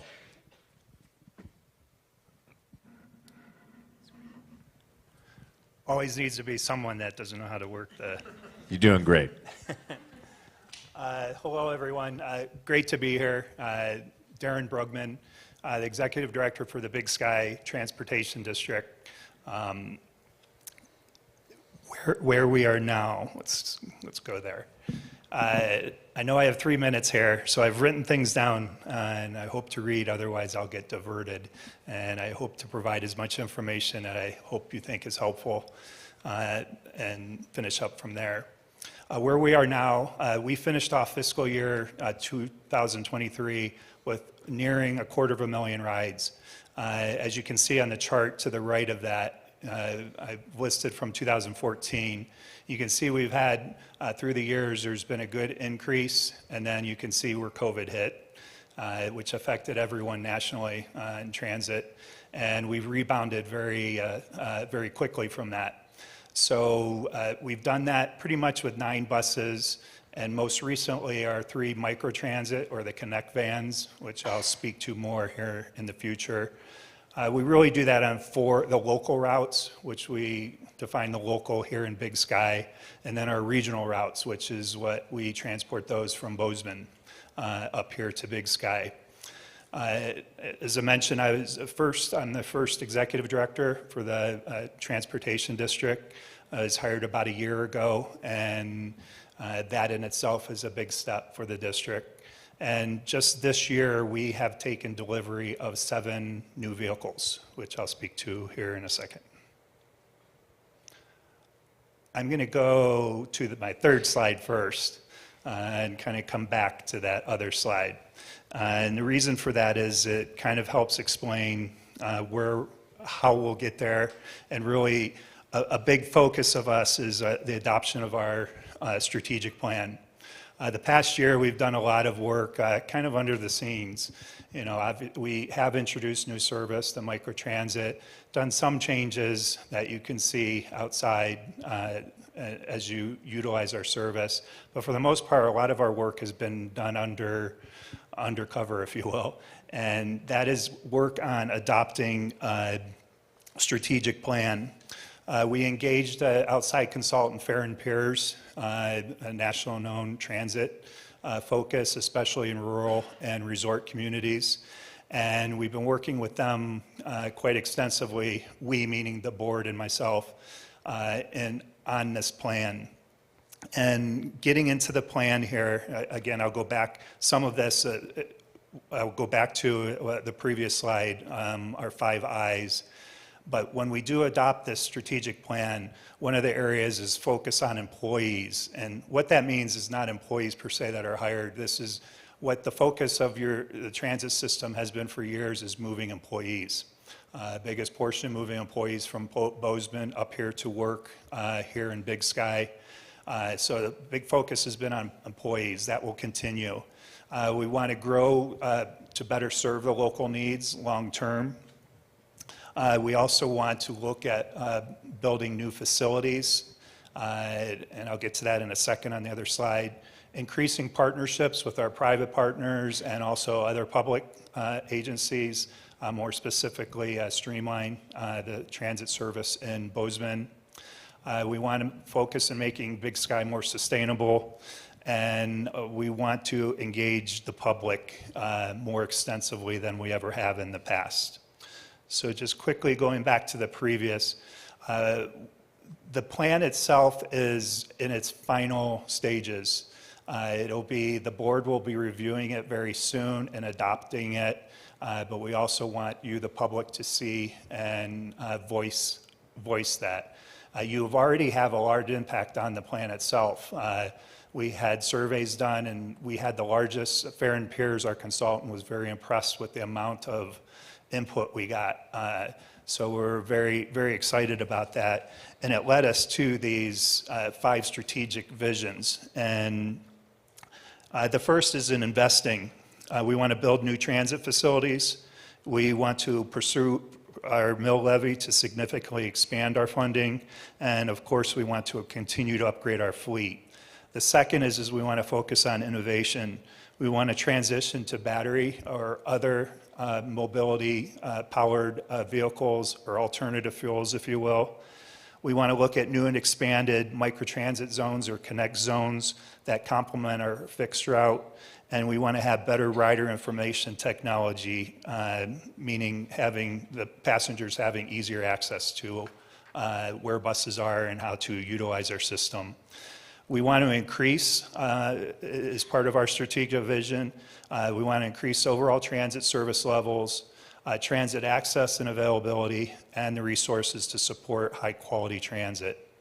The next is improve. We want to improve our fixed route frequency, match to demand, and quicker travel time between key points, i.e. more frequency with our service. The quality of service, how it is provided and who provides it. Convenience of transit as the preferred mode of transportation. And finally, we want to integrate. We want to partner with Streamline for seamless and integrated rider experience, strategic relationships with private transit providers for efficiency, and we want to link different transit modes through service coordination and transit routes. I'm being cued that I've lost my 3 minutes, so I know there's earlier questions on facilities, so there's much in this strategic plan that I could sit here for hours. But I guess when we get to question, I'll focus on those and go from there. We can skip Ron. It's okay.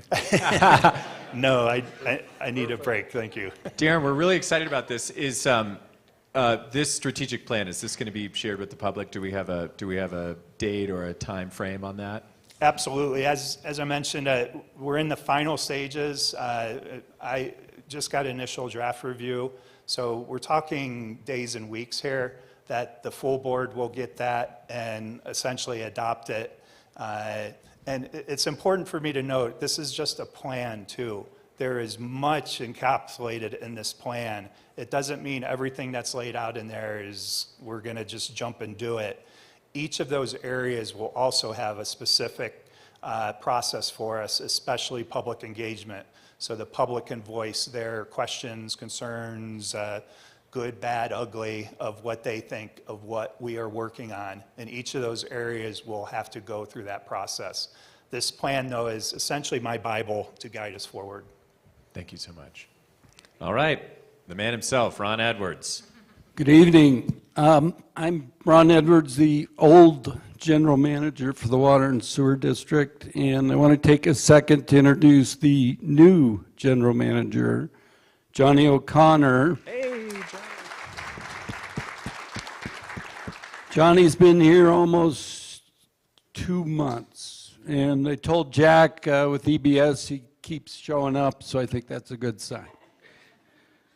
For those that know me know that I never do anything with 3 slides, so this is going to be tough. That's actually 3 slides in itself. So the the top graph, we're data driven in what we do. That's our sewer flow going back to 1993. My first year here in 1995, we had 90 million gallons of total wastewater coming to our plant. We're at 175 million gallons now. So we've almost doubled what's coming at us in terms of wastewater flow. The bottom graph on the left side is a really great story. That's our water demand for both the mountain and meadow villages of Big Sky. The total number is about 350 million gallons annually, but that's a growth curve of less than 1% in 20 years, and I don't think there's any irony to the fact that we've leveled off since we installed water meters across our district beginning in 2001. So that's been a really great story of water conservation, finding leaks in our water system, repairing those, and the Yellowstone Club fixing leaks it had in Andesite Mountain because we pump water up to the club. The graph in the lower right is our permitting. So when you build gear in Big Sky, you get a permit from us. We measure those in terms of single-family equivalents. So we got a long history of tracking permits, and that goes back to 1995 also. It's about a 5% growth rate overall. We started at 1,500 SFEs back in as early as 1990. We're now at 6,900 single-family equivalents in permits. Since 2015, our growth rate's been 9.6%. So we've seen a big increase. The highest permit volume was in 2021 in terms of issued permits. And I think that had to do with some of the COVID stuff we've heard from other speakers tonight. Where we're headed, you've all driven by our big wastewater treatment plant project. We started that in June of 2021. It's turning into a 3-year construction project. It's a new MBR treatment plant. It's taking us from our current plant, which is a different type of technology, and we're doubling it from 650 to 1.3 million gallons a day. The cost is staggering $50 million. How we get there? 2 big fronts. Our wastewater plant, and I have to thank Resort Tax for contributing up to $27 million in that 50. Without that, we could not be building what we're building. It would be impossible. Too expensive. The other big front is water. I get asked all the time, when are we out of sewer capacity? When are we out of water in Big Sky? So we're actually, these pictures were taken last week. We're doing some well development mid-mountain area with the Flatiron Group, and I got a text sitting here from our hydrogeologist, so we started pump testing West Fork Meadow Well 1 tonight. So we're going to see how much water is potentially available for development there. Helps us a bunch because we can take mid-mountain water, bring it down to the meadow, which offloads some of the demand on the 5 wells we've got in the meadow. And I think I'm out of time, Tammy. Thank you, Ron. And thank you, Tammy, for keeping us on time. This is great. You know, what I love about Big Sky so much, and one of the things that makes it so challenging is usually, you know, we would be hearing this information at, you know, a city council meeting. Instead, here we are at our community week, hearing from our public facilities, public works. And, you know, you guys have some of the best data in town. You're seeing a lot. And what we're all seeing is this 176% growth, 9.6% growth, you know, since 2015 on the average year. I want you guys to talk a little bit about seasonality. How has seasonality changed or stayed the same, let's say even over just the last 10 years? Because you guys are really seeing who's coming into town. Everybody poops, everybody showers. And so I feel like we're going to be getting the best data from you. What are you seeing? Are our off seasons, are they getting shorter? Is our summer are we getting more people here? Or is that just all stories and rumors? Some of it's stories and rumors, but in my time here, I think we've seen the biggest impact in the summer months. And all you have to do is look at the events that happen around here. We've got PBR, you have concerts, you have the farmers market. All of those things attract people to turn right up the hill. So Brad, you're doing something right, getting them to make the turn. So I've felt for a long time that the summer season is our biggest change. As far as occupancy rates, depending on who you talk to, 30%'s been kicked around. I think that's gone up in terms of how much time people are here. And for the fact the VRBO, Airbnb markets weren't even a thing years ago, those bring people here. So the occupancy rate of condos, hotel spaces has gone up. Just to tag with the wastewater here, my previous employer was down in the town of Jackson and ran their transit system for about 8 years before I came here. So very similar, resort communities, very seasonal. But what we saw down there, and what I'm already seeing just my short time here, the seasons are, especially the shoulder seasons, are shrinking. Especially the fall season down in Jackson, and I see that here. But up here, the spring season, the winter season is lengthening a little bit. So bottom line, the shoulder seasons are disappearing.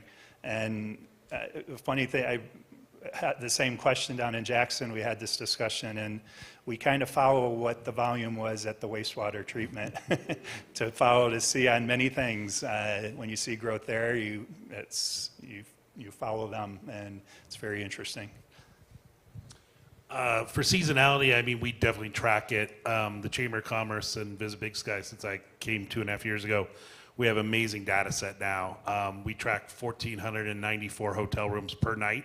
That's just not hotel rooms, that's short-term rental. So we actually know exactly who's in town, where they came from, how long they stay. So a couple of things in seasonality, of course, is will we be able to bring people here in October and fill and beat 35 to 40% of occupancy? That's still a tough sell. I mean, we don't have a lot of product available in regards to like activities and restaurants and things like that. But I think as a community, as a destination, we're maturing, and we're going to see that go. As you look at the development of Town Center and the increase of new hotels and hopefully a convention center, we will be hosting more and more meetings. And I think that's a real great way to work through our seasonality challenges, keeping our restaurants and our retailers happy. But we also see in watching how visitors travel in and out. So on an average nightly stay during the winter, an average nightly stay is 5 to 6 nights. During the summer, it's 2.3 nights. So what we're seeing is we see more visitors in the summer, but they stay a shorter amount of time, versus winter, we see a large quantity of people, but they stay longer. And ideally, when it comes to the marketing and the return on your investment, we want people to come and stay longer and spend more money in our community. And so the winter visitor still today will be our #1 visitor that we're trying to recruit. I see we're at the 5-minute mark, and I have a burning question that I didn't send to you guys in advance. I hope it's okay that I'm going to ask it. But just for the community, we have a lot of different representation up here on the stage tonight. We represent different types of entities. We hear a lot. We hear the word district a lot. We hear school district. We hear Big Sky Resort Area District. We hear transportation district. And I think as we're looking ahead towards this massive growth that we're dealing with, I'm curious if you guys can share a little bit just about how your organizations are structured, where the funding comes from, and you know, what is the difference between a 501c6 organization and a 501c3, as we're thinking about what it takes, what it's going to take to get us to where we want to be. I know that I didn't prepare you for that one, but would you mind sharing? You did not, but I'll go first. So a lot of our success has been because we've had really good board of directors. My district, we're a county water and sewer district that is governed by Montana law. We have 5 elected directors and 2 appointed, which is interesting because one's appointed by Gallatin County, one's appointed by Madison County. They serve in 4-year terms. And one of the reasons I'm still here is because we've had great boards for a very long time. And they're the big decision makers. Ultimately, I can recommend things, but they ultimately decide big projects. As far as funding us, I mean, I'm the easiest one because everybody's hooked to my stuff, so we send them bills. And a lot of you are customers, and we thank you very much for being our customers. So my world looks a lot different than some of the other people up here, but we're largely funded by revenues generated by sewer and water bills. We've had help from resort tax, long history of that, which has also helped fund various things. Thanks, Ron.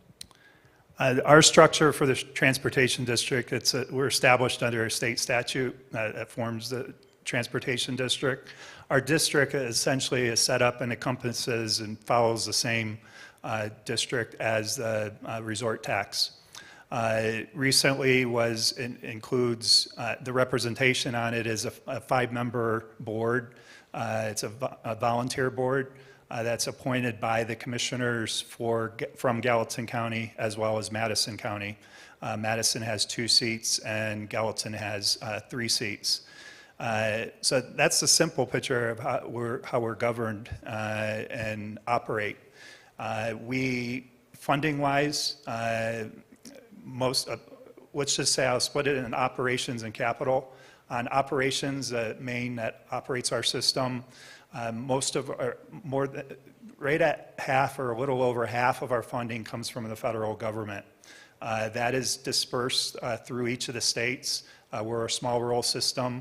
What that means is the state of Montana gets the funding from the Federal Transit Administration, and then they disperse it to each of the rural. So our funding that we are awarded from the federal government accounts for about half of our operating. We need to obtain local funding in order to leverage that federal funding. So our local funding is our primary is the resort tax district. Then we also get funding, a small amount of funding from our counties, Madison and Gallatin County, as well as we get funding through the fares that we charge for our link service from Bozeman, the user fees, if you will. On the capital side, it's the similar. We need the local to support the federal. The difference is the federal for buying vehicles, facilities, we can obtain grants that most of the time are paid 80% from the federal government, and we have to find 20% locally. So that's the simple take of that. Thanks. I have the fun job. I run 2 501c6s. I have Visit Big Sky, which is a separate board of directors that is designed for tourism promotion, for marketing our community, and then the other organizations, another 501c6, that's the Chamber of Commerce. Chamber of Commerce model is traditionally a chamber would be managed by membership funds. When I arrived here, it was very shocking to see that the Chamber of Commerce actually receives public funds. I've been really trying to define that in a better light so that in the 2 years I've been here, I've we've reduced our ask of BizRad by 25% each year since I've been here, because I don't think the chamber should be a recipient of public funds unless they're doing public and community services. And in this case, we do. But we also need to be a little more fiscally responsible in how we use those public funds and make sure we're not serving just our membership, that we're serving the community. So that's my oath to this community, to make sure that we are always serving this community. Second, though, on tourism side of things, we do ask, and we're a large recipient of resort tax. During the COVID situation, and what we were finding is that there was a fairly anti-tourism sentiment in this community. We're just finishing a tourism sentiment survey that we've asked a lot of you to fill out. We've had almost 700 residents fill that out. And we've also asked our visitors, how are we doing as a place of visitation? Are we delivering a great product? And would you come back to Big Sky? And we need to think about that, especially how it affects us. But that should be funded in regards to resort tax, in my opinion. And of that, we do some marketing, but at the same time, we're paying for public bathrooms, we're paying for those new signs, we're got great visitor information, we're really broadening to make sure that our tourism product is not just marketing, but it's tourism management. We spend some time to, how do we educate a visitor so they're a good visitor, that they're not clogging up our trails as much, that if we had a fire, they know where to go, all those kind of things. So I just think I like to think we do responsible tourism, and we can always do better. So it's an ongoing process. We are very underfunded compared to other locations, though. Sun Valley's annual budget's $3 million. Our annual budget is about $1 million. So we're being out-marketed, and right now, because we're a hot product, and we have amazing chairlifts, and we have great skiing, but it is going to get more competitive, and we'll need to market harder to our visitors. Thank you guys so much for your time. We really rocked through that. That went faster than I thought. We're out of time, which means questions for these guys. I know you have a lot. Will Lippman, make sure you connect with Darren here to talk about that transit hub. But with that, I wanted to thank you guys. And we're going to bring up our last panel. And let's bring my collaborator here, Tally. Good job, everyone. And thank you guys very much. Appreciate it.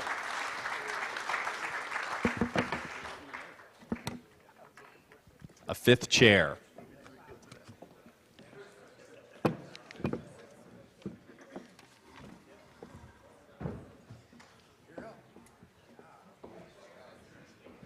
Hey, who's coming? What? I don't get to hang out with you. We're all going to hang out. We're all hanging out here. Do you have your own microphone? Great. Okay, since we missed public questions on the last one, we're going to do a good job, Tally and I are, to open up some questions to the community. So, Dave, looks like you've got the clicker. We're moving into building community. We have David O'Connor with the Big Sky Community Housing Trust. We have Matt Kidd with Cross Harbor Partners, and Troy Nedved from Big Sky Resort. Thank you guys so much for coming and being a part of this for our last panel tonight. So let's dive in. 3 minutes on the clock for each of you. Everyone's been doing so great tonight with this, and looking forward to the discussion afterwards. So David, you're up first. All right. Well, thanks, John. I'm David O'Connor. I'm the Executive Director of the Big Sky Community Housing Trust, and I'll take you through a little bit of info of where we are and where we're going. I don't want to spend a whole lot of time describing the problem. I think we've all been buried in numbers, and I think we're all extremely acutely aware of where property values have gone and how difficult it is to live here and how overburdened on incomes and so on. So I'd like to focus more on where we're going in the future and what we've been able to accomplish so far.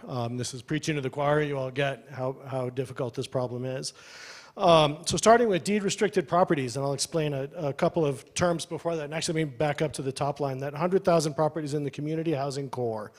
What is the community housing core, you ask? It's a term that I made up.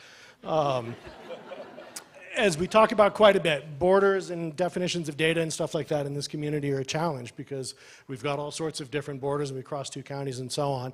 So when we talk about trying to evaluate metrics, where we are with housing, we've got a significant amount of housing stock that isn't really germane to the conversation we're having about workforce housing and full-time year-round and so on.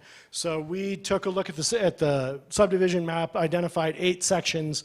It's just the Gallatin County portion, but just to start getting an idea of what is really the relevant housing that we're talking about.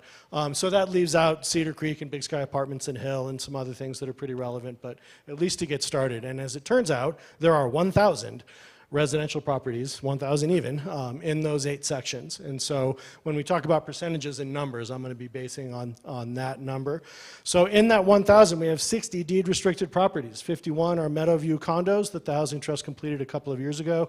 And then we've launched a deed restriction purchase program that several communities in the West are utilizing called Good Deeds. And we've purchased 9. Our 9th we just closed on yesterday. Woo!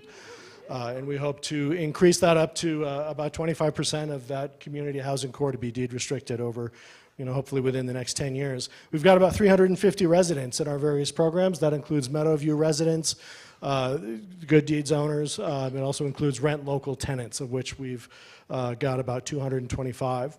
We have 125 properties enrolled in Rent Local. That's a program that incentivizes property owners to consider an alternative use besides short-term rental and put their properties into a minimum 1-year lease. And we incentivize that, funded very strongly with resort tax and the 3 community foundations, for which we're incredibly grateful. SFEs, Ron referenced earlier how we measure water access in single-family equivalents. Those are SFEs, we call them. I think the smartest thing we ever did as a community, when we voted in the 1% for infrastructure, we included a stipulation that 600 of those SFEs that will be enabled by the new plant be reserved for permanently affordable workforce housing. We've used those for Riverview, for a few for access to Powder Light, Yellowtail. We have about 475 of those left. That may be a little bit high. And then that 96 number is of the Powder Light campus that you see across the road. That was a project that was being constructed anyway. There's actually no public funding in that, but that's a great example of what that water can do for us. We were able to tag on to a project that was already being built and say, hey, could we grab some additional density of that and get access to a type of product that we probably wouldn't have ordinarily built on our own. So being able to access that on behalf of the general community for no additional dollars spent. What we have moving forward, you've also seen, if you drive up the Spur Road, there's quite a bit of construction. On that other side from Powder Light are Riverview Apartments. That's actually 2 different developments. We've partnered with Lone Mountain Land. So the wooden buildings being built are 25 apartments worth that were funded with a combination of resort tax purchasing the land, a federal grant called the Low Income Housing Tax Credit, we like to call LIHTC, and that's will provide 25 apartments for low income. That averages 60% of the area median income in order to qualify to rent those apartments. If you remember, Big Sky Apartments were built with a LIHTC grant way back in the day, and this is a similar sort of setup. Yellowtail is another co-development project. We've been able to access something that was being built anyway and bring that community water to bear on that. That will be residences for purchase and should be available about 2026. So we've got 7 units within that greater development. As I mentioned, our goal is to get 25% of that community housing core somehow deed restricted or set aside, reserved for the full-time year-round workforce. Also getting there, I have to really call out and salute our major employers for stepping up to the plate. Seasonal housing is an incredible need for this community. It's a substantial part of our workforce. That's the economic driver that funds everything we've been talking about tonight. But that's very difficult for an organization like the Housing Trust to participate in, and both of our major employers have taken immense strides, especially just in the past 12 months. And I'll let them tell that story greater than I, but that's had a tremendous impact. And then we continue to explore public-private partnerships on a grander scale to pursue developments that we can do together that involve more ownership opportunities that are affordable. To do that, we'll use what's called a community land trust model. That's what we use to build Meadowview. And in that model, the Housing Trust owns the land, and then by ground lease makes the residences available. And that way the trust is able to maintain the setup, the affordability, preservation, and so on in perpetuity, and to make sure that the public funds that are brought into those projects remain there. We continue to convert and protect existing housing. That's a substantial part of any organization like our strategy, is to protect what's already there and try to claw some back from short-term rental that's maybe a little bit more appropriate for long-term leases. And then land acquisition. The best thing we can do to address our housing problem is to build units that we can permanently deed restrict to be affordable and available for full-time workforce. That's really hard to do. It takes a long time. It's very expensive. It literally gets more expensive every day. Construction cost and interest rates right now are particularly hurting us, but the more that we are able to do that, the more control we'll have over inventory that we can build ourselves, and that's going to take support from resort tax, from philanthropy, from as many sources as we can. Because it used to be that if we could buy the land, if we could subsidize the land under a project, that was enough, and we could build it and make the rest of it affordable, and that's no longer true in any community, and it's certainly not true in Big Sky. There needs to be substantial more resources brought to, because construction costs and interest rates both are driving the cost of delivering that product up so high. We've got to do more than be able to purchase the land. So with that, I'm over, but I was David, I closer was than normal. totally prepared to give you my time as well, so you're good. You're good. Yeah. Yeah, Matt Kidd with Cross Harbor and Lone Mountain Land Company. I'd like to start by just saying thanks.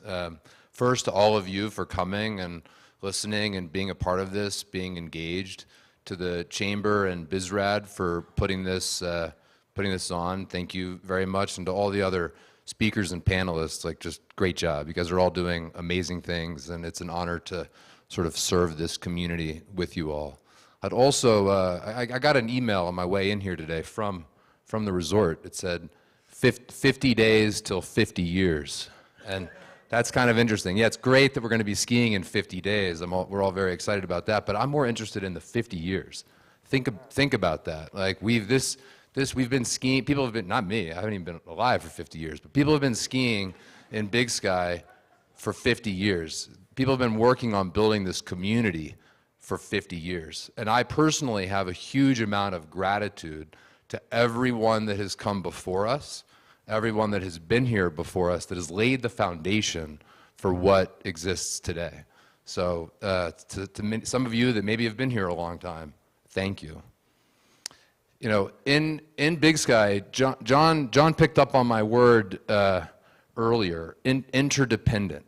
Interdependency. I think we have these two huge goals that we're all collectively talking about that ultimately we don't need to be apologetic about them either. I feel like I talk to a lot of different audiences, and maybe sometimes, you know, an investor wants to hear one thing and an employee wants to hear another thing, but there's these two interdependent goals that we're all collectively working on, and let's not be ashamed by them. We want Big Sky to be a world-class resort destination.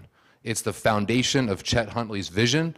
It's why we are all here today. We want Big Sky to be a world-class resort destination. We also want Big Sky to be a thriving year-round community, not just a resort destination, not just a seasonal town, but a thriving and year-round community.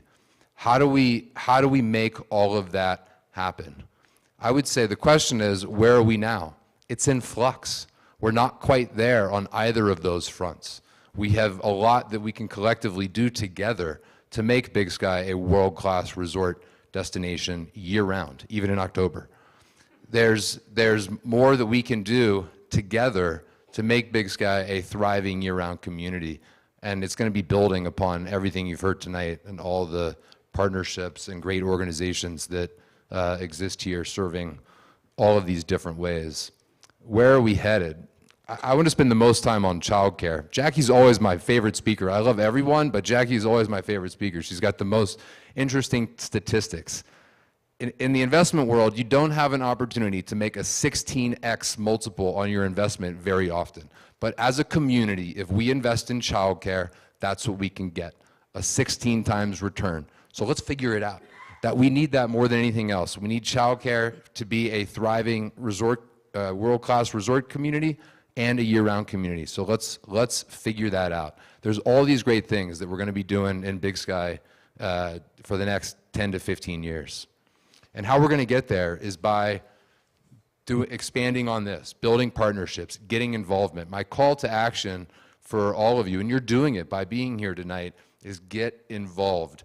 The future is yours. Like, it's whatever we all make of it. So get involved, find common ground, and be nice to each other. I think that was less than 3 minutes. I'll go to Troy. Thanks, Matt. Be nice. Very nice note to hand off to. All right, here we go. Again, I'm Troy Nedved, General Manager of Big Sky Resort. As Matt said, it's pretty much an honor to be here talking to all of you. I think this is the biggest crowd we've seen, so thank you all. So where are we? Matt, you stole my thunder a little bit with the 50th anniversary coming up, but it's a big deal for us. We're going to be celebrating all winter long. It's been quite a journey that started long before many of us. We now host about 200,000 unique visitors every year at Big Sky Resort, which has taken a long time to get to that point, but it's pretty meaningful. It also takes us about 2,000 employees to deliver on that brand promise. Along with that, we've been building employee housing, just like many others in the community, trying to keep up with that need. I think we're currently at 833 for this coming winter, and we're still not there, but that's what it takes to support that team. Capital projects, we got a pile of things going on right now, I will tell you. I felt like it was an open pit mine on the resort the other day when I went for a hike, because we have so much stuff going on, from snowmaking to lifts, but the tram's the big one. And it's what a lot of people want to know what's going on, so I'll spend a touch of time on it. The other night we were at Brian Wheeler's retirement party over at the River House, and I noticed, it became evident to me that there were two groups of people there, two eras. It was pre-tram and post-tram. And didn't know this existed, but it was about 50-50. For those of you that were there were a lot of folks that was here pre-tram. As of today, really, moving forward, there's going to be 3 eras. It's going to be post this next tram. I believe that we took the cabins off the last tram today, and they came down. So that's a big deal, right? And then moving forward, this Friday, we are splicing the haul rope for the new tram. And then next week, we're going to be hanging those brand new cabins. So pretty big deal, a lot of stuff going on. I know a lot of people want to know what's happening with that. That's where we are, and we're pretty excited about it. So where are we headed? It doesn't stop at that tram. We've been talking about that for some time. We made a statement a while ago that we wanted to have the most technologically advanced lift infrastructure in North America, and we meant it. It's happening with this tram, and many of you probably don't know, but we started the gondola project already this year as well, and that's a huge transformational project that is on the horizon for us, coming around the corner soon. So a lot happening there. I heard you mention this about expanding seasons and closing the gap between the seasonality that we have, year-round residents, all that kind of stuff. Well, we at the resort, we're expanding our season this winter to a 159-day ski season. That's the longest we've ever had. So relatively big deal to us. We've increased our snowmaking, lift, all the things to give us confidence to do that well, but that's expanding. And with that comes the ability to hire more employees full-time year-round and less seasonality to that. As we grow our labor force with that, it all builds upon that. So I'm going to touch on sustainability for a second. You've heard that throughout this. You may have heard this in our community. We have shifted to renewable diesel this year, which is huge. It is a 60% drop in our emissions of our CAT fleet. So big deal. You'll hear more about that. How are we going to get there? Smart growth. We got to be focused on what matters, and we've heard a lot about what matters in this meeting tonight, so pretty important stuff. Working on more diversified housing projects with 2 more complexes. We're going to be at 1,000 beds, almost within walking distance to the resort by June, so finally hitting that marker that we've talked about a little bit ago. And then back to that livability thing and just working together and sorting out how do we get to livability. I heard housing, childcare, transportation, those have been the big 3 for me, but I think I just added one more tonight, which is that mental health piece that we heard a lot about tonight. So I'll leave it at that. Thank you. Thank you, Troy. I feel like we could probably be here all night, so I'm going to reduce my questions to 1. Maybe Tally ask 1, and then we'll open it up. I want to talk about the middle. We hear the missing middle in this beautiful infographic that the Housing Trust puts out each year, and we hear it in terms of percentage of AMI.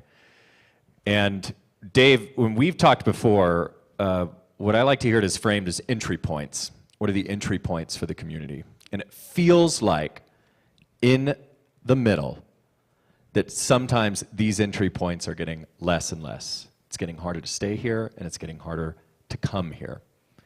I'm wondering if each of you can talk to where we're headed in the next 5 to 10 years to where we can serve the middle. I think we've focused a lot on workforce housing, seasonal workforce housing, but we want the community to grow. We want to have more full-time, year-round permanent residents. What are we going to do? How are we going to better serve the middle? Do you want to start? No, go ahead. I'll follow you. Well, a couple of things. One, I think we have to look at the Big Sky community as not just Big Sky. You know, many folks that were on the stage tonight don't live full time in Big Sky, and they're absolutely part of this community. Our community is sort of the greater Yellowstone ecosystem in many ways, and but certainly Bozeman and these other areas, they're part of our community. And so when we think about the middle, how are we serving them? Maybe more people are living in Bozeman, but there's better transportation options to get to Big Sky. The second part to your question is absolutely, we want more of those folks to have an opportunity to live in Big Sky. There are more locals here than ever before. 5 years from now, we want there to be more locals in Big Sky than there are today. It won't be easy. These things are not easy to do, but we have amazing opportunities in Big Sky to bring together the intersection of sort of 3 different capital sources that will ultimately create very unique housing opportunities for this community. Additional private investment, additional public investment through resort tax, and additional philanthropic investment.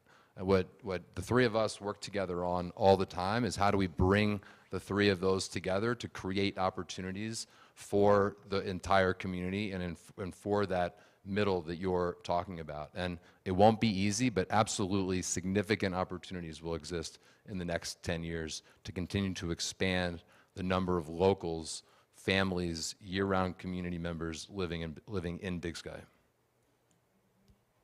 All right, thanks. I think when I think about the missing middle in the community and you know that middle word, it's literally the middle of the graphic. It's middle income. It's the middle management in our businesses and so on. And it's all of those things that are somewhat economic definitions. But what scares me the most, I think, about the task ahead of us and what we need to accomplish is this room tonight. The way we're set up, every single one of these organizations, I think without exception, was started from the people within this community. If they were nonprofits, it was a bunch of people that got, I love Kristen's story, right, about a couple guys that said, hey, can we do something? And then that morphed in. That's how we all got here. And that's how this community operates. But for that to work, we need 100 to 200 leaders in this community that are able to serve in this capacity in addition to what they're doing in their professional lives. You know, I was joking that we've all also become experts in water and transportation and all these other things because this is how we operate this community. And that's been one of the greatest parts of our success over the years. But it's one of our greatest risks because if we don't supply those 100 to 200 leaders, and if we're working 3 jobs, if we can't afford to have kids, if we can't afford to find a place to live, if we can't afford to spend the night here, we won't be able to deliver that. And that's what will keep this entire engine running. And that's why I think it's so critical that we address that missing middle. It's not just an economic determination. It's what makes a community, is that sense of shared value and contribution. And it is hard to live here. It's hard to get here. It's hard to stay here. We saw multiple pieces of evidence for that tonight numerically. And so that's part of what brings us here together and is that shared experience and shared value, because that's part of how this all happened. We did hard stuff. We continue to do hard stuff because we're people that can live in environments where it's hard to live, and we have to continue to do that and bring all those resources to bear. I agree with the several people tonight that said the environment that we have right now to do that in this community is better than it's been. I've been here almost 35 years, and we've accomplished miracles. But the level of collaboration and shared vision that we're experiencing in these past couple of years, maybe COVID helped with that, or maybe it's just the natural evolution, whichever it is, but I think we're better poised to be able to do that, because the only way we will be able to do that from a housing perspective is what Matt referenced with collaboration. There's no room in this community for us and them, and it's an absurd delineation anyway, because there is no them. There's only us, right? We live here. I came up with that. Yeah. There is no. Sorry. There's only us. I came up with that. Well, sorry, I didn't mean to steal that from you. Sounded pretty familiar. Either way, I think it's crucial that we find those partnerships to work together, because it's going to take a different collection of capital, a different collection of resources, a different collection of intellectual resources than it's taken in the past. It's harder than it was before, but look what we already did. And I'm very confident that we can do this moving forward. Thank you, David. I think you guys have covered a bulk of it, but the message is, I think that we have an opportunity to, this is not unique to us. Many mountain towns have gone through this, real estate values, that's not new. But I think we've identified it early, or early enough. We're somewhat infant in our development of our community. And I think we have an opportunity to make some change quickly. And I maybe have mentioned this before, but Matt sent me an email maybe a year ago, forwarded me an email on housing issues in Sun Valley, and his title was, "We can do better than this." And it caught my attention because there are a lot of people in our community that feel exactly that we can do better than many of the other towns that had not gotten there. And that gives me confidence that we're going to get this figured out. But we do have to close that gap and find the middle. Thank you, guys. We could be here till 10 o'clock. I can't believe I'm already seeing a 2-minute warning. We should open it up, don't you think? Great. So you should ask them if they have questions. Danny says give him a question. Okay. Matt, I think it was last year at this event when you foresaw a difficult winter. I don't remember exactly what you said, but you helped us anticipate that it was going to be tough. And hearing you say that, I think helped brace us for it. We were more prepared. I think the theme that I'm hearing now is that that's behind us. We've made it through the tough time. Sarah, we've made it through the tough time. Can you help us end on an optimistic note about what you see for this coming winter? Not just with the tram, and hopefully there will be lots of snow so we can enjoy that on the first day that it opens. But maybe you could just help us paint a picture of an optimistic winter. You can do it! Tally's the cheerleader of this community. I don't know if we knew that. Amazing. Well, we saw a little snow on the peak, so that's a start. Although the best case scenario would be nice summer weather right through Halloween, then November 1st it starts to snow and it doesn't stop. That would actually be the best case scenario. But, everybody has a little bit different concerns. Some people own a small business and want to have their business thrive this winter. Other people like their powder and want fewer people to be on their mountain. Other people are frustrated by traffic. But we're trying to strike the right balance in all of this, and in this sort of in those two big objectives. It's all sort of just enough people, just enough tourists to make that. Tourism is the foundation of our economy, right? We need them. We don't want too many. There's been times the last couple of years where we might have had too many in a way that this community wasn't ready for them. Things have responded to that. They've calmed down a little bit. We have time to catch up. We have time to build turn lanes and infrastructure. We're not done. There's more infrastructure that needs to get built. But in these efforts, we're trying to sort of thread the needle and strike the right balance between having the strength in our economy, the job opportunities that people seek, the economic advancement that individuals seek, but also protecting the environment and recreation and trails and conservation, and have that perspective as well. So I am an optimist. I am hopeful. I think we're going to have not only a great winter, but the future of Big Sky in my mind is incredibly bright, and will be even brighter the more involvement that each of you take in the future.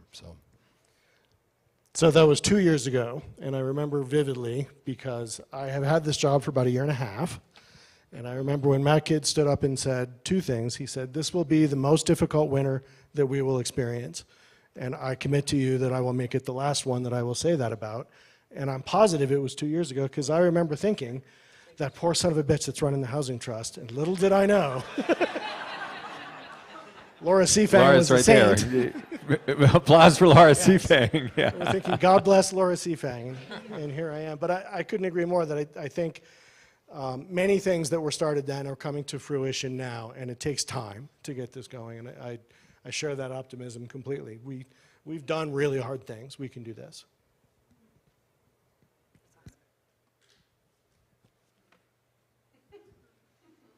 Questions? I know we're out of time, but we can be we specific close it. on questions. Like, obviously, there's a lot of details that the three of us have in our daily lives. We're being kind of big picture here, but don't be afraid of asking specific, questions in the details. And I'm also prepared to stick around as long as it takes and answer individual questions as well. So.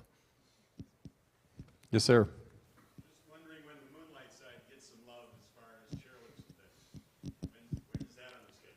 I think that I'm going to answer first for a second, Troy. Then I will let you comment too. But I would just say that let's just repeat the question for people watching online. Sorry. When is the Moonlight side going to see some additional, ski infrastructure investment the way the resort has? I would just say that there's not a day that goes by that Troy Taylor and I and others aren't talking about it and working on it. And I don't think there will be anybody happier to ultimately share that announcement and answer that question than the two of us. So hopefully more to come.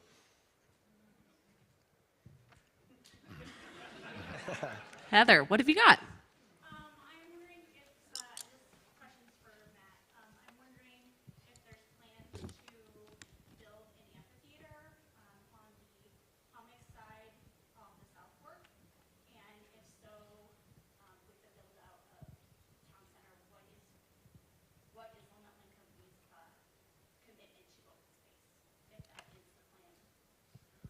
Well, we have a huge commitment to open space. We've done a huge conservation easement at Moonlight Basin. We've done conservation easements at Yellowstone Club. We'll do more conservation easements at both Spanish Peaks and Moonlight Basin. And in fact, like at all three of those projects, we will not build out our full entitlements. The county-approved master plans, the densities that we invested into, will not be built out to fruition. And in fact, less density than is entitled will be built at all three of those projects. We also have plans to build, this is sort of interesting, but we will ultimately build more homes outside of those three projects than inside of those three projects. Like mathematically, that's a fact for the next 10 years. The future of uplands and the river corridor and the other property that we own is there will be more conserved land than developed land. Go and look and at how much flat land is really left on the sort of northwest side of the river. It's not much. To answer your question, Heather, we don't know. The amphitheater is an idea, and how do we have the right sort of recreation opportunities, cultural opportunities, education opportunities for that resort destination and the year-round community? We're trying to figure it out, but we don't know what, if anything, in terms of amphitheater or infrastructure would happen on that side of the river. We did host a walking tour of Town Center today, and there will be another on Thursday. Unfortunately, I won't be there, but other members of our Low Mountain Land team are available on Thursday to walk anyone that's interested around Town Center. Again, there's more that we don't know than we do know. What we're focused on right now is really building out around the plaza. We had a sort of holistic plan to basically have as little new development, new construction starts in 2023 as possible. Other than community housing, we started nothing new in Town Center, Spanish Peaks, or Moonlight Basin in 2023. We continued with development and construction that was already going in 22 or earlier, but we started nothing new in those three projects in 2023, minimal in the Yellowstone Club as well. So come on Thursday and learn a little bit more. We don't really have maps to share because you know, the reality is we don't know. We're still trying to figure it out, and we welcome the opportunity for engagement from everyone. Who else? Yeah, Jackie.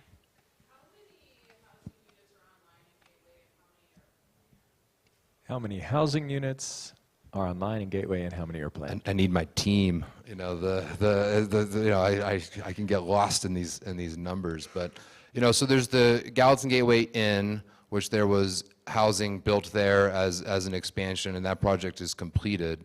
Then with the Gateway Village project, at full build out, it would be about between 300 and 350 homes, some single family homes and some you know, duplex units as well. You know, that's another project. We didn't entitle it. We bought a fully entitled project and have built it out, you know, hopefully for the betterment of Big Sky and the Gallatin County and providing more housing opportunities. You know, it looks dense for some, but dense is better than sprawl. And so that's been part of our sort of thesis with that project. We are finishing the first phase. I believe today there's probably about, I should know these numbers off the top of my head, Jackie, I'm sorry, but I believe about a little less than 100 units, and when this sort of full first phase is done, about 150 total between some duplex and some single family homes. Today it's all rental. It is available for rent, like if you know people, there's not a lot of advertisement around this, but there are homes and townhouses that are available to rent if you have individuals that are interested in that. You know, please let us know. You can let me know. You can let David know.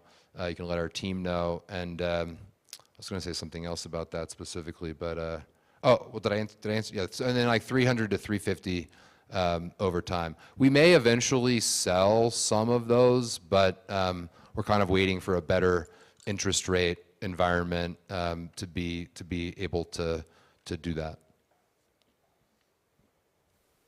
Thank you. Who else? Randy, what have you got? Then we'll go over here. Hopefully. And you know, the New construction in Town Center in 2024. Sorry, yeah, I'm not very good at repeating the question. Yeah. Will there be new construction in Town Center in 2024? I say hopefully, because we do need to continue on with those two big goals. You know, another comment for Town Center, but everything south of Aspen Leaf would just be additional residential product, a mix of a detached and attached product south of Aspen Leaf. It's highly unlikely any of that would start next year. We still have to continue a longer entitlement process, maybe a little bit of infrastructure, but around the plaza where we can get some additional commercial spaces going, where we can get additional lodging options for this economy going, we're focused on that. And when we have those details to share, I promise that we will. There was someone over here. Mr. Benjamin. Hi.